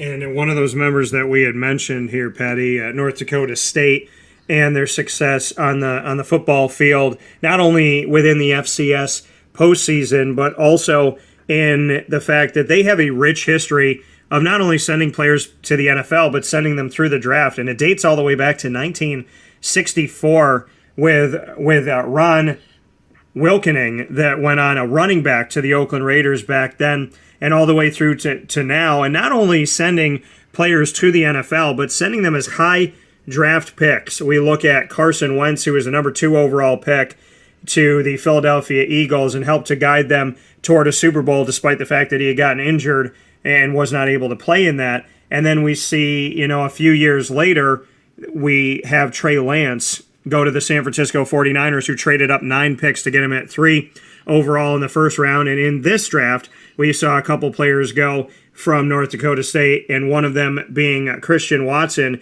who went to the Green Bay Packers, who desperately need a wide receiver, and he was 34th overall in the second round. North Dakota State has been relevant to the point where if you didn't know them, they made you know them. They did not leave you alone. I mean, it was one of those marketing things where it's like, hey, if we're going to keep winning and we're going to bring in talent like this, you're going to have to know about us. What can you say to that? I mean, to have the Missouri Valley Football Conference, have North Dakota State, have this perennial contender, this perennial national champion at times, and to send all of these, players to the NFL, and not only send them, but send them as high draft picks that are expected to play right away. I mean, the level of success of North Dakota State has been incredible, and I can only imagine that it has been a great beacon for the Missouri Valley Football Conference to say, hey, if you know them, then you have to know us. There's no question that North Dakota State has set the bar extremely high for our league, and really for FCS nationally. That's who people are chasing. And it makes us a better league because the goal of our members is to unseat them, and they have a lot of incentive to be as competitive as possible with really what is the gold standard of FCS. And so we're, again, really, really proud to have them in the league, and I think they've done a lot to put us on the map. But they haven't done it alone either. Yeah. I mean, I like to think that, for instance, Game Day, ESPN Game Day. It's, yes, North Dakota State has hosted twice, but, South Dakota State also hosted. It's given visibility and credibility and respect for our entire league. It's not just a one-school league. No, and I think it's incredible that, we're sitting here talking with Patty Viverito, the commissioner of the Missouri Valley Football Conference, and we're talking about the Dakotas, right? Two states in North and South Dakota where you have obviously North and South Dakota, and then you have North Dakota State and South Dakota State. The representation here from the Dakotas and what they've been able to do. And when we talk about sports, a lot of people want to talk about Florida, they want to talk about Texas, California, and so on and so forth. But here are the Dakotas, and they have created prominence for themselves. And like you said, being able to host game day and have College Game Day want to be there. What can you say to that within your institution, within your membership, you have two states that really, to me, don't get the respect that they deserve, and then here are these teams that demand that respect and they essentially take that light and they pull it and they turn it right toward themselves. I love the fact that we get to sit here this morning and talk about North and South Dakota, because I think as states in general, they don't always receive that love, right? And here are these teams that are commanding it, demanding it, and really fighting up against each other and the rest of the country, becoming that source of, like you said, not just the conference, but teams all around the country want to beat them, because inside of the FCS and even beyond that, it's a notable win when they're able to take on the Dakotas and get a victory. Again, the Dakotas have absolutely lived up to all their expectations and beyond. But I really hasten to add that we have a lot of other schools that have also had extreme success over the years. Southern Illinois, has made deep runs into the playoffs and was ranked number one. And Northern Iowa has a huge string of consecutive postseason appearances. And let's not overlook Youngstown State and their gloried history and all of their national championships early on in FCS. And in fact, their very first year in the league, which was 1997, they won the national championship. They finished third in our league that year. Yeah. My glib response at the time was, it was harder to win our league than the national championship that year. So, so again, we're deep. We're very deep and very proud of that depth. And in the world of constant reclassification and realignment, Patty, why do you think this conference's institutions have stayed together and continue to move forward and build that? I mean, basically what you said in a few words is the Missouri Valley Football Conference is very spoiled. And in the best of ways, to have so many teams throughout history be so effective and so good, and to, like you said, it was tougher to win our conference than it was to win the national championship. To have these institutions as your members, what do you think keeps the membership strong and united in a world that is collegiately always kind of ripping apart, and one conference loses somebody, so then they got to go poach from somebody else? Why do you feel like your membership has remained so connected and willing to work together over the years? Well, I think part of it, we have to give credit to the vision of the member institutions and the presidents that lead those institutions. Yeah. However, I would be remiss if I didn't point out our geography. I do believe that if we were sitting, in the Sun Belt, that there would have been many opportunities for FBS leagues to quite frankly poach our members. We have a certain amount of we've less vulnerability, let me put it that way, than a lot of other leagues that have been very good over the years, but perhaps have not had the benefit of stability because of their geographic location. I would also mention that I'm sure that the leadership and the connection there has something to do with it. It was a very modest answer, but Patty, I'm going to give you some credit for this. Speaking here with Patty Viverito here on Wake Up Call with Dan Tortora, inside of our Commissioner Central series, as she is the commissioner and has been since day one the commissioner of this Missouri Valley Football Conference for over 30 years. Patty, before I let you go on this, to look to some of the other things you've been able to do within this world of being the commissioner of the Missouri Valley Football Conference. You've been able to serve as the FCS commissioner's representative when it comes to the NCAA Division I Council. You've been vice chair of the NCAA Division I Football Oversight Committee. And also, you had a term as the Collegiate Commissioners Association Executive Committee, a piece of that, and a chair of the FCS subcommittee of the CCA.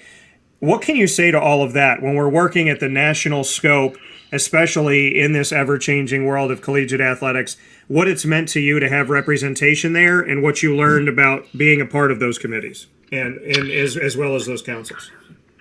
I think I would say what I'm most proud of with my service to the NCAA, at least as it relates to football, is that I think that I've been an effective voice and advocate for the football championship subdivision.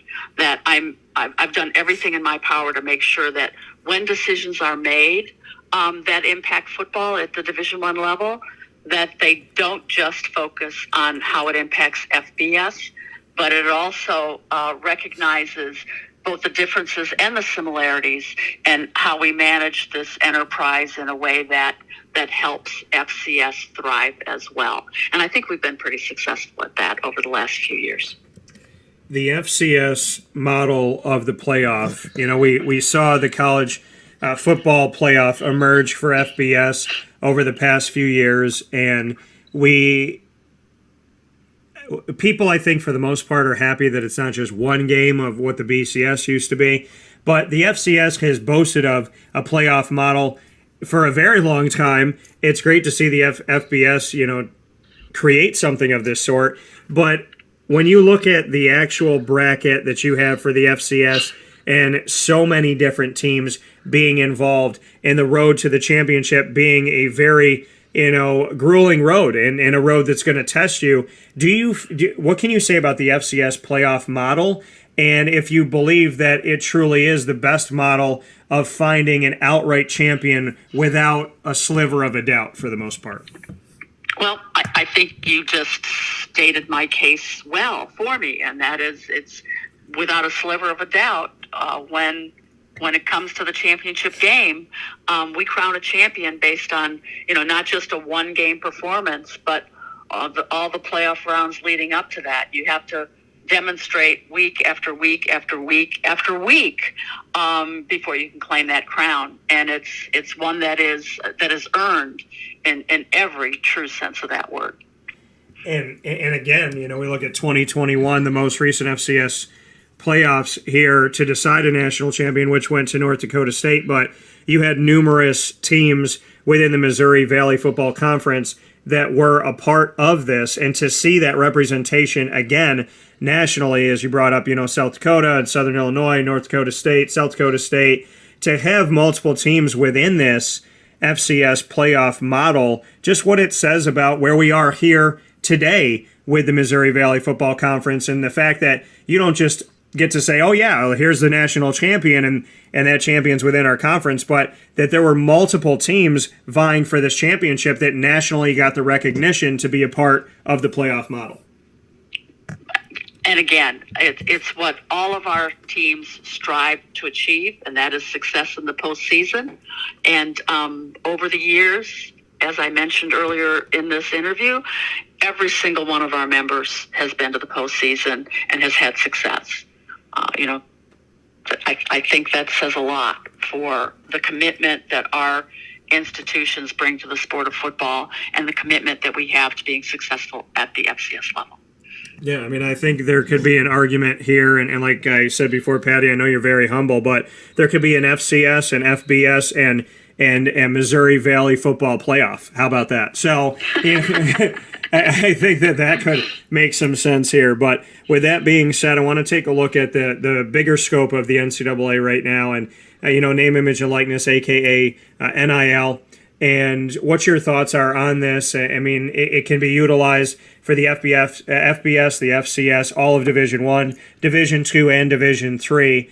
What is your take on NIL and being a part of these national councils and committees, just what you are thinking in today's collegiate world of how we can move forward positively and progressively with NIL is there's been a lot more questions than answers. So where do we go from here?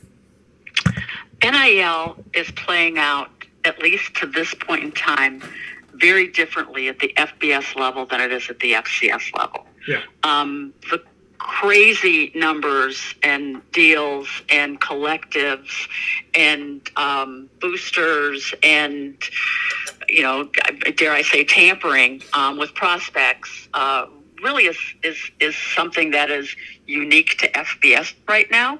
And I feel for them because I think what is happening with, no standard that's national, all the different state laws, the seeming unlikelihood of Congress stepping in to give us some uniformity creates a lot of chaos in the industry right now. Based on what we're experiencing so far at our level, that's not how it's playing out in FCS, at least not yet, and I hope that holds. I know that our coaches were concerned about the impact that NIL might have on the locker room, with some student athletes having these opportunities and others perhaps not. I had one coach describe it to me this way. He said, the deals that we're getting to date are, his characterization, are pizza deals. They are not the kind of thing that divides a locker room, and in fact, it's being embraced and shared. And so, again, we're not having the divisiveness and quite frankly, sort of the outrageousness of what's happening at the FBS level at this point in time. So, it's not our problem, at least not yet. I think the NLI opportunities that are happening at the FCS level have been good for our student athletes and have been in proportion to sort of like market value. It's not anything crazy. So would it make sense for the FBS to look at the FCS and kind of see how this has gone about in a more positive way, and maybe, like you talked about, fair market value, creating some type of structure there so that we don't have these ballooned opportunities for one person on a team of 80 some odd scholarships? It's not a function of ethics or morality or intent. It's the marketplace. FBS, they're bowling for dollars on a level that we're just not. And I think we just need to acknowledge that it's a different world. North Dakota State is terrifically successful, but it's not Alabama. There is a distinction. It is a different world, and the amount of money that goes into the top FBS Power 5 programs is just look at coaches' salaries. Yeah, there's a lot of things that are out of control. And speaking of out of control, the transfer portal allowing the opportunity to give student athletes the chance to move freely like coaches have, and to be able to say, you know what, I don't like it here for whatever reason, and that one-time transfer opportunity where they don't have to sit out a year, they can go within conference, they can go, in most cases, wherever they want to go and not have to worry about any restrictions. My concern, there's positives of the transfer portal and there's concerns. One of my concerns within the transfer portal model that it is right now that looks like free agency is the fact that if there is a player developing in a fantastic way in the Missouri Valley Football Conference and flew under the radar and wasn't looked at by Florida State or Alabama or Oklahoma or USC, and they spend a couple of years at one of your institutions, maybe they're at Youngstown State, and they're fantastic, and let's say they're a quarterback, that, FSU could give them a call and say, hey, it was great kind of building you up this farm system, why don't you come play for us? And so, I know there's a positive in the fluidity of being able to move, but I also don't want those wonderful student athletes that have found a home at the Missouri Valley Football Conference or within the FCS in general to kind of be treated like a farm system. So how do we handle that?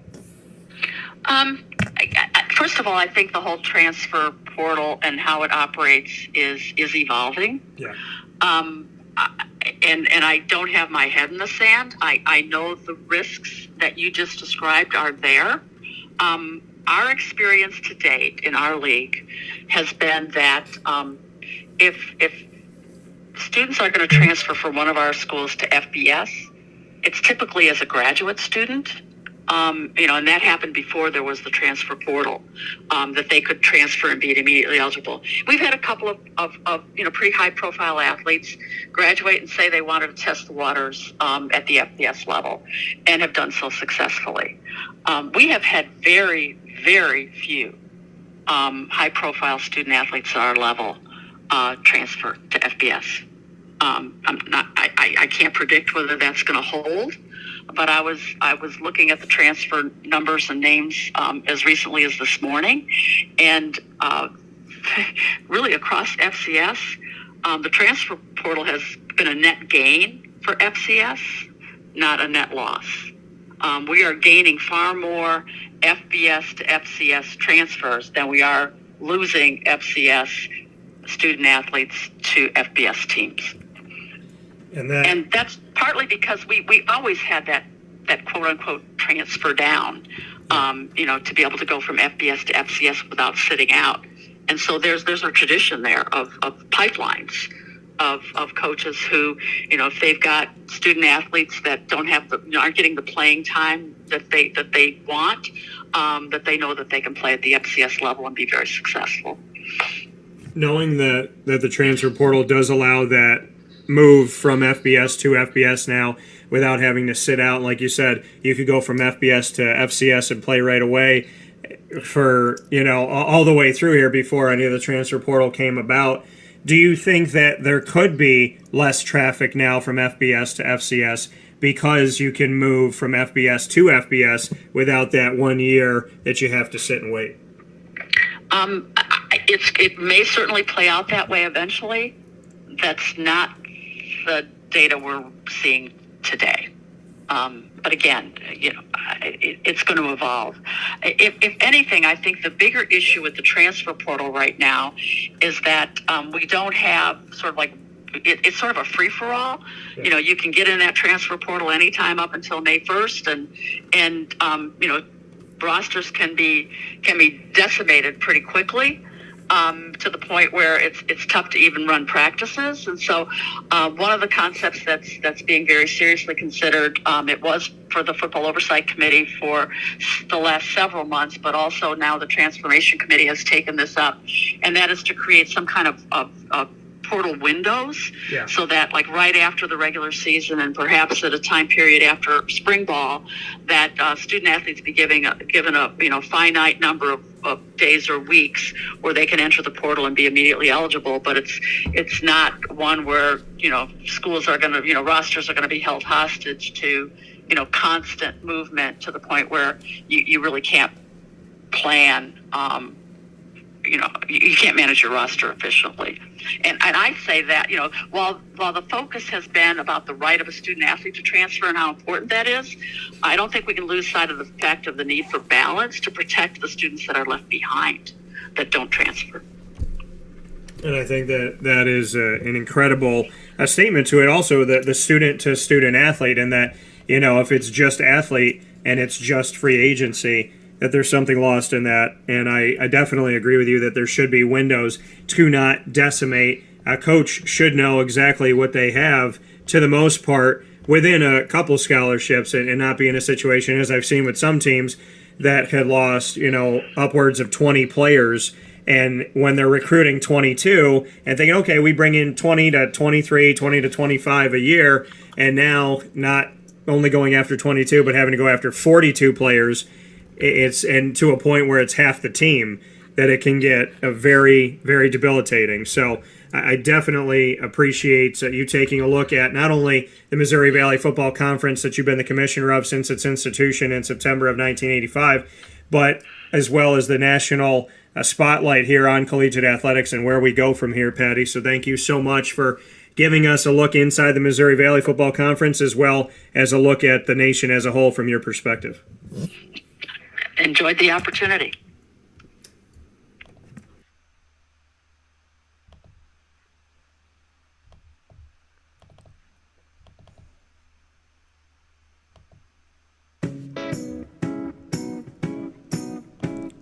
In these unique times, there are those in our community that give us a sense of normalcy and positivity. Pizza Man on 50 Oswego Street in Baldwinsville has been here for you for over 35 years and is here now.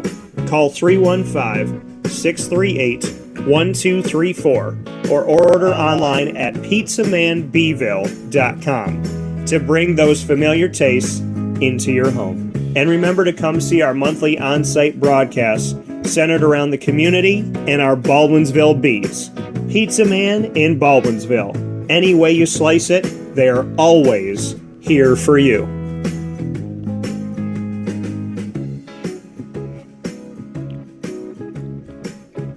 This is Jim Sikowski, owner-operator of Chick-fil-A Cicero, 7916 Brewerton Road in Cicero, right in front of the Home Depot. I had a deep feeling that God wanted me to do something bigger with my life and to help people, help others. I kept putting Chick-fil-A in my life, and I realized as I was going through the franchise selection process that positively impacting the lives of others was really core to what we do here at Chick-fil-A. First of all, it starts with the food. The food is brought in fresh daily. We bring in local produce. We prepare to order in the kitchen. We hand bread our chicken. We hand spin our milkshakes. It's great food. It doesn't taste like fast food. I think the second thing is the way people feel when they come in a Chick-fil-A restaurant. It's different. We try to treat people with intentional kindness here, which is very different and deeper than good customer service. And so I think it feels remarkable for most people to come in a Chick-fil-A restaurant. And then lastly, the impact that we try to have in the community is very different. It's a big part of the expectation of every operator of a Chick-fil-A restaurant is that they're actively engaged in their community, they're a leader in the community, and they're making a difference. When they realize that what we're striving to do is to shine a little light in their life, that's a very, very different experience than you will have in any other quick service restaurant. And it's that remarkable experience that I think people will emotionally connect with. I'm George Townsend of Honda City with some good advice when buying a new car. The true cost of owning a new car is determined by the appraised value when you trade it. No vehicle appraises higher than a Honda. Next, look for low APRs and deep discounts. You also want low maintenance costs and great fuel economy. That's why my advice to you is to buy a new Honda. Looking pre-owned, visit our Honda Certified Used Car Center. Honda City, 7140 Henry Clay Boulevard, Liverpool, or HondaCity-CNY.com. It would be a pity if you don't shop at Honda City. Our corporate purpose at Chick-fil-A is to glorify God by being faithful stewards of all that's entrusted to us and to positively influence all those who come in contact with Chick-fil-A. And what became increasingly clear from our success in Cicero is that people love Chick-fil-A. And also I think we recognized that, we had a great opportunity to grow the brand and grow our platform. I felt incredibly grateful when I was selected to be a Chick-fil-A operator. I think what it's meant for me, what I've come to realize on a very deep level is that this is a calling for me. It's not a career. It's not a job. The Lord called me to be a Chick-fil-A operator and to use these restaurants to glorify Him and to positively influence other people. I'm blessed. I'm very blessed. Head to Chick-fil-A Clay on 3974 State Route 31 in Liverpool, New York.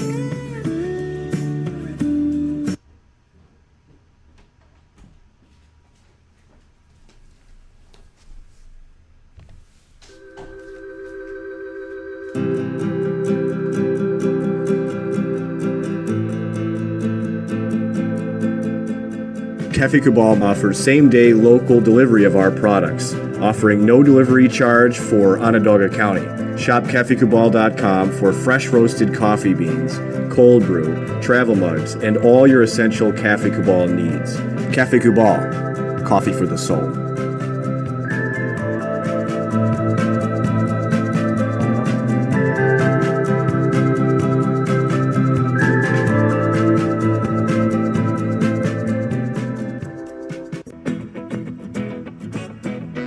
This is Amy from Mother's Cupboard, home of the whole frittata. We are open daily 6 a.m. to 1:30 p.m. For takeout orders, call 315-432-0942 and tune in to Wake Up Call with Dan Tortora for our monthly food challenge and try our Wake Up Call signature menu item available 7 days a week.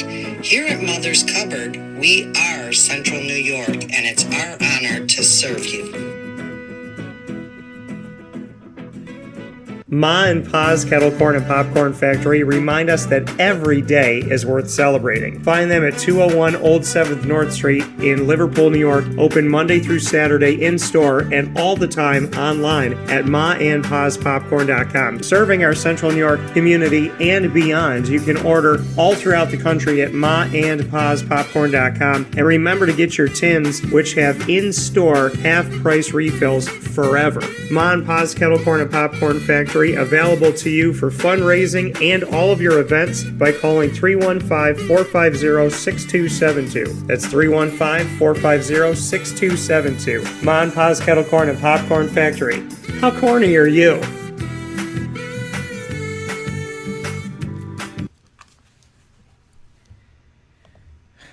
Welcome back here to Wake Up Call with Dan Tortora from inside of the Cafe Kubal Studios. Cafe Kubal here with you on 3501 James Street, 324 West Water Street, and 401 South Salina Street, all inside of Syracuse, New York. And of course, you can find them on 343 Fayette Street in Manlius in their giant behemoth of a brown stripe building. It looks like coffee being poured, that brown stripe that's there for you.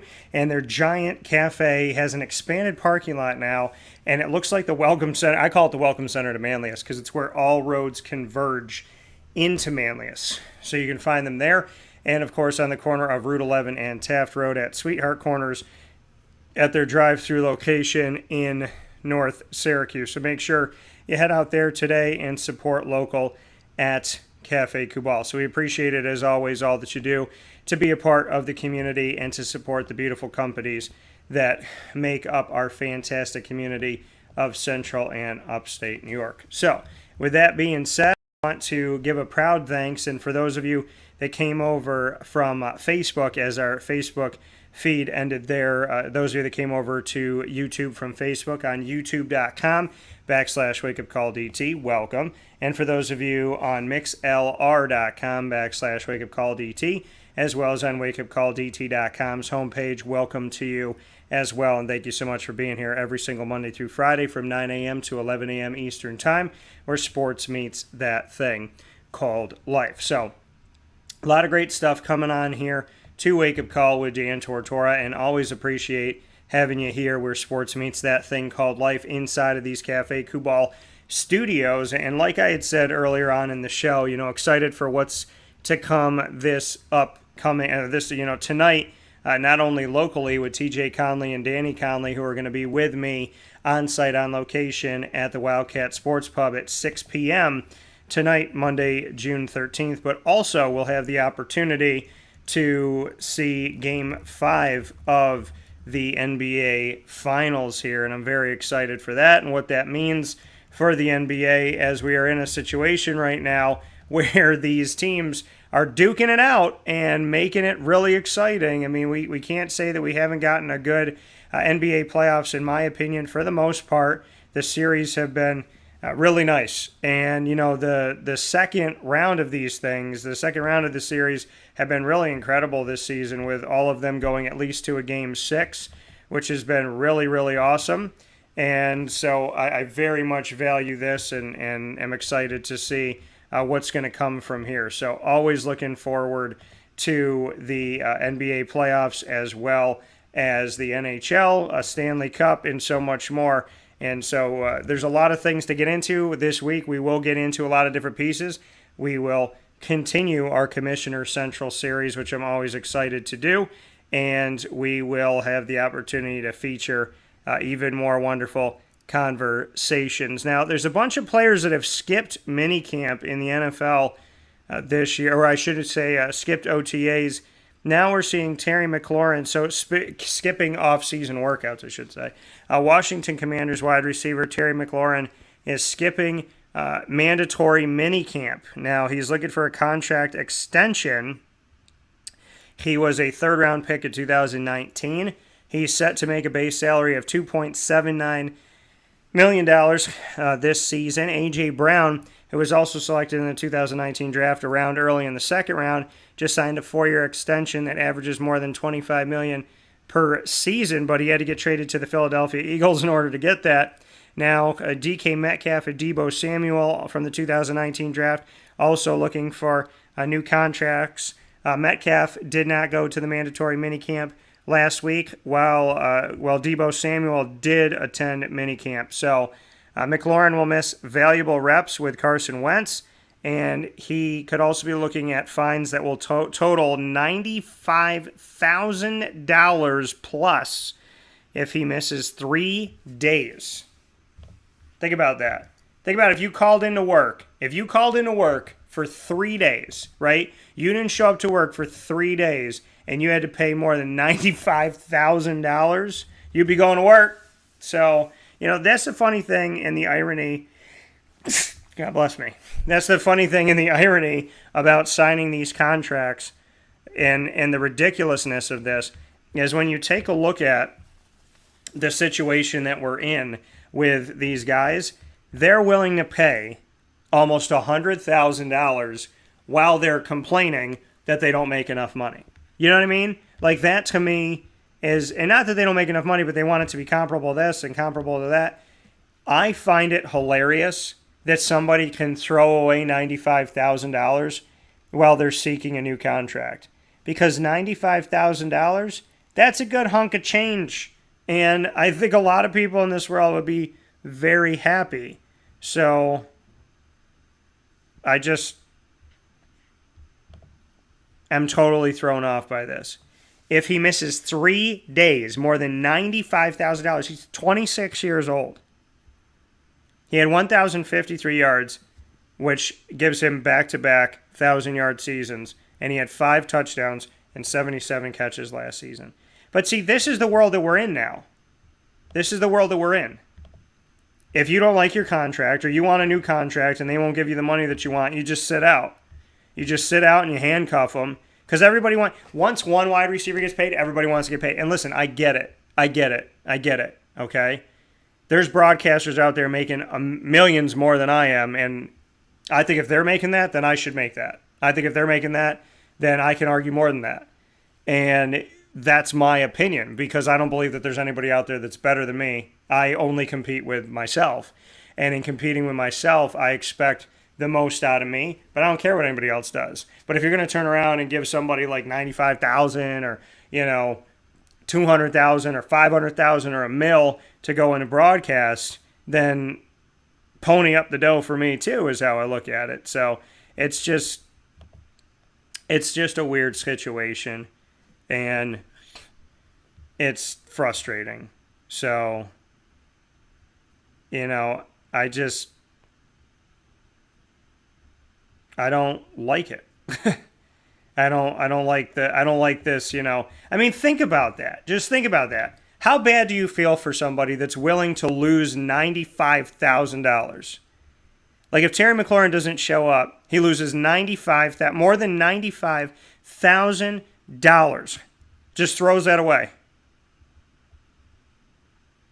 Like, to me, that's insane. But speaking of wide receivers, I told you that Hunter Renfrow was a name that you needed to remember when he was drafted and when he was 4th or 5th on the depth chart. And I said, he's a lot better than people. He's better than people give him credit for. He shouldn't be that low on the depth chart, because I've seen him and the man's got hands, and he helped out Deshaun Watson and Clemson stave off a push by Virginia Tech in the first season with Justin Fuente as the head coach at the Camping World Stadium when they were playing in the ACC Championship there, the one year that they played away from Charlotte in the Bank of America Stadium. Hunter Renfrow just signed a 2-year, $32 million extension with the Raiders, and the Raiders also have Devontae Adams, keep in mind. So think about that. They brought in Devontae Adams, paid him big money, and then paid Hunter Renfrow a $32 million contract where $21 million is guaranteed. So that's awesome to have that Josh McDaniel said, quote, "We are thrilled to have reached an agreement with Hunter Renfrow and look forward to seeing him in silver and black for years to come. Hunter is one of the true leaders on this team, and he exemplifies the values of the organization and how he comes to work every day. He is a tremendous teammate on and off the field, and the entire Raider Nation is excited to see what the future holds for Hunter," end quote. So he had 103 catches last season, second highest single season total by a receiver in franchise history, only behind Tim Brown, who had 104, one more than Hunter Renfrow in 1997. What'd I tell you? Hands McGee. That's Hunter Renfrow. If you're only behind Tim Brown in Raiders history for catches in a season, hi and hello, Hunter Renfrow said, quote, "It was cool getting to play with a lot of players that I grew up watching and I got to see on film over these last 3 or 4 years. That's a huge honor to be voted on for something like that. I'm not a very big individual guy, so I think it was cool and it was a huge honor, but that's not my goal for this year. My goal is to have the best season we can," end quote. Now, just looking at the fact that he was, and then that was coming off of going to the Pro Bowl this past season here. So 208 passes, 2,299 yards, and 15 touchdowns in his career. He was a 5th-round pick from the Clemson Tigers in 2000. Another guy drafted in 2019. Apparently, the receivers in 2019 all want to make that, well, because they're coming to the end of the rookie contract. So he was going to play out the last year of his rookie contract, which is going to be $2.54 million in base salary, and instead he'll have $21 million in guaranteed moolah-la-la change. So good for him. Love it. Excited by it. And, I'm happy for Hunter Renfrow. I really am. It's just, and I don't hear about Hunter Renfrow sitting out of camp, but that's just, the reality here. Now, I do want to make a note here and ask for your prayers for the loved ones and everyone whose life was touched by former Dallas Cowboys running back Don Perkins, who passed away at 84 years old. Speaking of the Pro Bowl, he made 6 of them, and he passed away at the age of 84, as I said. Played for the Cowboys from 1961 to 1968. He was the Rookie of the Year in 1961. He rushed for 6,217 career yards, 42 touchdowns, and both of them are 4th in franchise history. So a lot of you know Emmitt Smith. People focus on Zeke Elliott in today's world and whatnot. And, of course, you look at the history of everything that the Cowboys have been, and Tony Dorsett's another name that comes up, but a name that you need to keep up there too is Don Perkins. 6,217 career yards, 4th most in Cowboys history, 42 touchdowns, 4th most in Cowboys history. Went into the Cowboys Ring of Honor in 1976, and he played at New Mexico before that. He was an All-American in 1959 and had number 43 retired in New Mexico. Now, Danny Gonzalez, the New Mexico head coach, said, quote, "I'm just proud to have known him and him being a great Lobo. It's really cool that he played and he was a great player here and then got to become a well-known great player in the NFL. I am proud of that, and I am constantly reminding our guys of the great ones that have come through here," end quote. So just beautiful to see everything that he's done. The Cowboys, sadly, in about half a year's time here in 2022, have seen a bunch of their players pass away. We're taking a look at this. Hall of Fame offensive tackle Rayfield Wright, offensive tackle Ralph Neely, running back Marion Barber III, I think it was Marion Barber IV maybe. One of my favorite, no, I think he was the third. One of my favorite players. Love what he's done. And Dan Reeves, who was a player and also an assistant for the Cowboys before his head coaching career. Scouting director Larry Lacewell, running backs coach Gary Brown, and Marilyn Love, who was an assistant to Jerry Jones, the team owner. So our prayers and our well wishes go out to everyone who has passed on, including all of these Cowboys who we have sadly had to say see you soon to. And also, looking at this, we've had a Lions defensive tackle also passed away. John Pennicini, John Pennicini did not I'm reading something wrong. 25 years old, retired after 2 NFL seasons. I am sorry about that. We mourn the loss of those that have passed on. John is with us. He has just retired after 2 seasons in the NFL. 25 years old and decided to retire. Says something. Definitely says something there. Maybe he feels like he's done enough, and maybe he wants to stay safe. I feel like nowadays we may see more players just be happy to get into the NFL and play a little bit and then say, you know what, I tried it, I did it, I don't want to have ailments when I'm older, or I want to try and minimize how bad they could be, or minimize the ones that I would have, so I'm going to play a little bit and then I'm going to hang it up. So that's all the players that have passed away. That's Dwayne Haskins also this year, and of course, we've seen the untimely passing of Vikings corner that played with the Arizona Cardinals as well, Jeff Gladney. So killed in a car crash at the age of 25. So I do send out all of my prayers to everybody, and thank you all for your dedication to the game and your love for the game, and I pray that more than anything else you sleep sweetly up in heaven with God. So, and that you're at peace, and that your loved ones are hopefully at peace or will be at peace here Welcome very back. soon. So definitely send you all my love. With that being said, I want to thank you all for tuning in to today's edition of Wake Up Call with Dan Tortora. Plenty of great stuff coming up this week on Monday through Friday from 9 a.m. to 11 a.m. Eastern Time. You're watching and listening on YouTube.com, Facebook.com, and MixLR.com, all /WakeUpCallDT. You're also on Facebook.com /LiveNowDT, and on the WakeUpCallDT.com homepage. So make sure you connect with us there. That being stated, after the shows go live, they hop into our archive, and you can check them out on Stitcher, Spotify, MixLR, YouTube, iTunes, and Apple Podcasts, iHeartRadio, Spotify, TuneIn, Podbean, and more, including Amazon Music and Audible. All you have to do is search any one of those. Go to them and search Wake Up Call with Dan Tortora, or one word, Wake Up Call DT. Once again, go to any one of these channels and search Wake Up Call with Dan Tortora or Wake Up Call DT. They are free. Make sure you follow us, download us, and stay connected with us on all of these beautiful podcasting and video outlets. I want to thank our Central and Upstate New York partners for being a part of a fantastic family and beyond. Cafe Kubal, Carvel DeWitt, the Wildcat Sports Pub, PB&J's Lunchbox, Canine Camp Dog Daycare, Ma and Pa's Kettle Corn and Popcorn Factory. Order anywhere in the country at Ma and Pa's Popcorn.com. Canine Campground Dog Boarding, Avicoli's, Honda City of Liverpool, Pizza Man, Chick-fil-A Sister Own, Chick-fil-A Clay, and Mother's Cupboard. Wake Up Call with Dan Tortora is also the proud exclusive multimedia marketing partner of your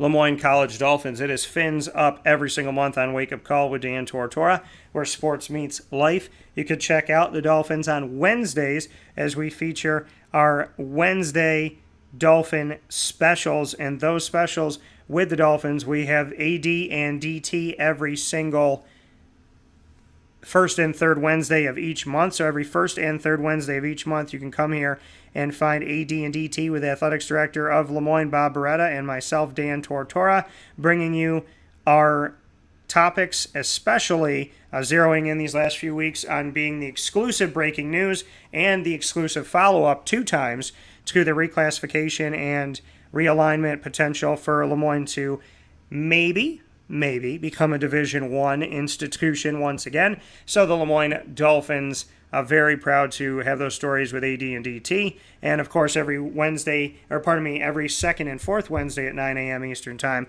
we have Dolphin Dive, where we dive into the stories of student athletes, coaches, as well as administration, former student athletes and whatnot, alumni of Lemoyne, and of course the future Dolphins. You can check out all of our Dolphin Dive and AD and DT episodes by going to the Lemoyne tab on WakeUpCallDT.com, as well as by going to YouTube.com /WakeUpCallDT and clicking subscribe. For more information on your Dolphins, go to LeMoyneDolphins.com.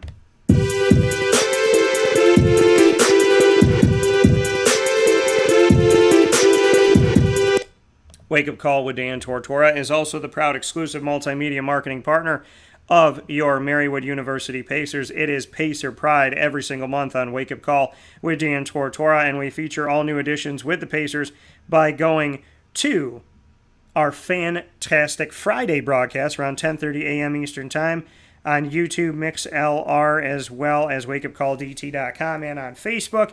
You could check us out and hang out with us in our Pacer Pride specials airing on Fridays around 10:30 a.m. Eastern Time, including our most recent special with the Marywood softball team and the Marywood baseball, a bunch of their student athletes. So we appreciate those very much and are so thankful for all the coaches, student athletes, and administration we get to talk with.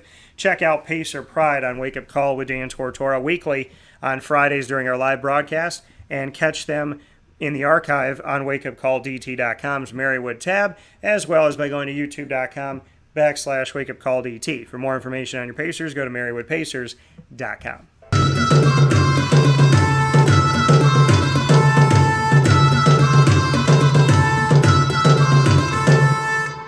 The Bryan and Stratton College Bobcats of Syracuse are also exclusive multimedia marketing partners here with Wake Up Call with Dan Tortora, which brings you Bobcat Buzz every single month, featuring stories with student athletes, administration, and coaches. We've had national champions, teams that have gone and vied for a national championship, as well as players that are coming into the program, and coach hirings, and so much more here on Wake Up Call with Dan Tortora. It's only been a few months with Bryan and Stratton, and we have made history on top of history with the Bryan and Stratton College Bobcats. You can find our specials by going to the BSCSYR tab on WakeUpCallDT.com.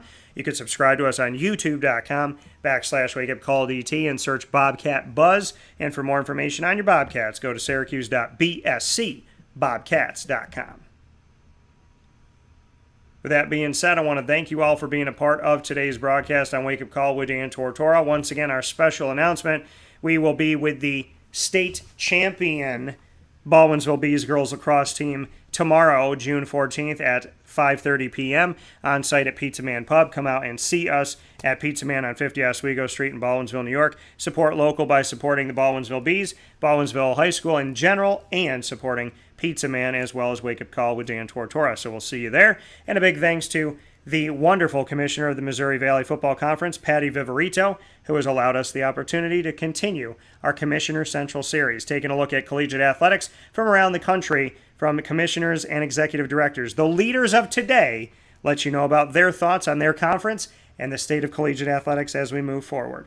Thank you to Patty Viverito, and check out all of our Commissioner Central series conversations by going to any one of our podcasting platforms, especially Podbean, which has them all on wakeupcalldt.podbean.com. You can also go to wakeupcalldt.com and scroll to the bottom of the homepage, and that has our most recent episodes, and which whenever we add a show, it goes to the top, so you can see the constant additions on the bottom of wakeupcalldt.com, and click on any one of those, which will provoke you to join us on podbean.com and follow Wake Up Call DT. So, with that being said, find us on Facebook at Wake Up Call DT, the Twitter at Call DT, and Instagram at WakeUpCall_DT. Cafe Kubal, fill your cup up right today on the corner of Route 11 and Taft Road at Sweetheart Corners in their drive-through location in North Syracuse, 343 Fayette Street in Manlius, New York, and their three Syracuse locations, 324 West Water Street in Syracuse, 401 South Salina Street, as well as 3501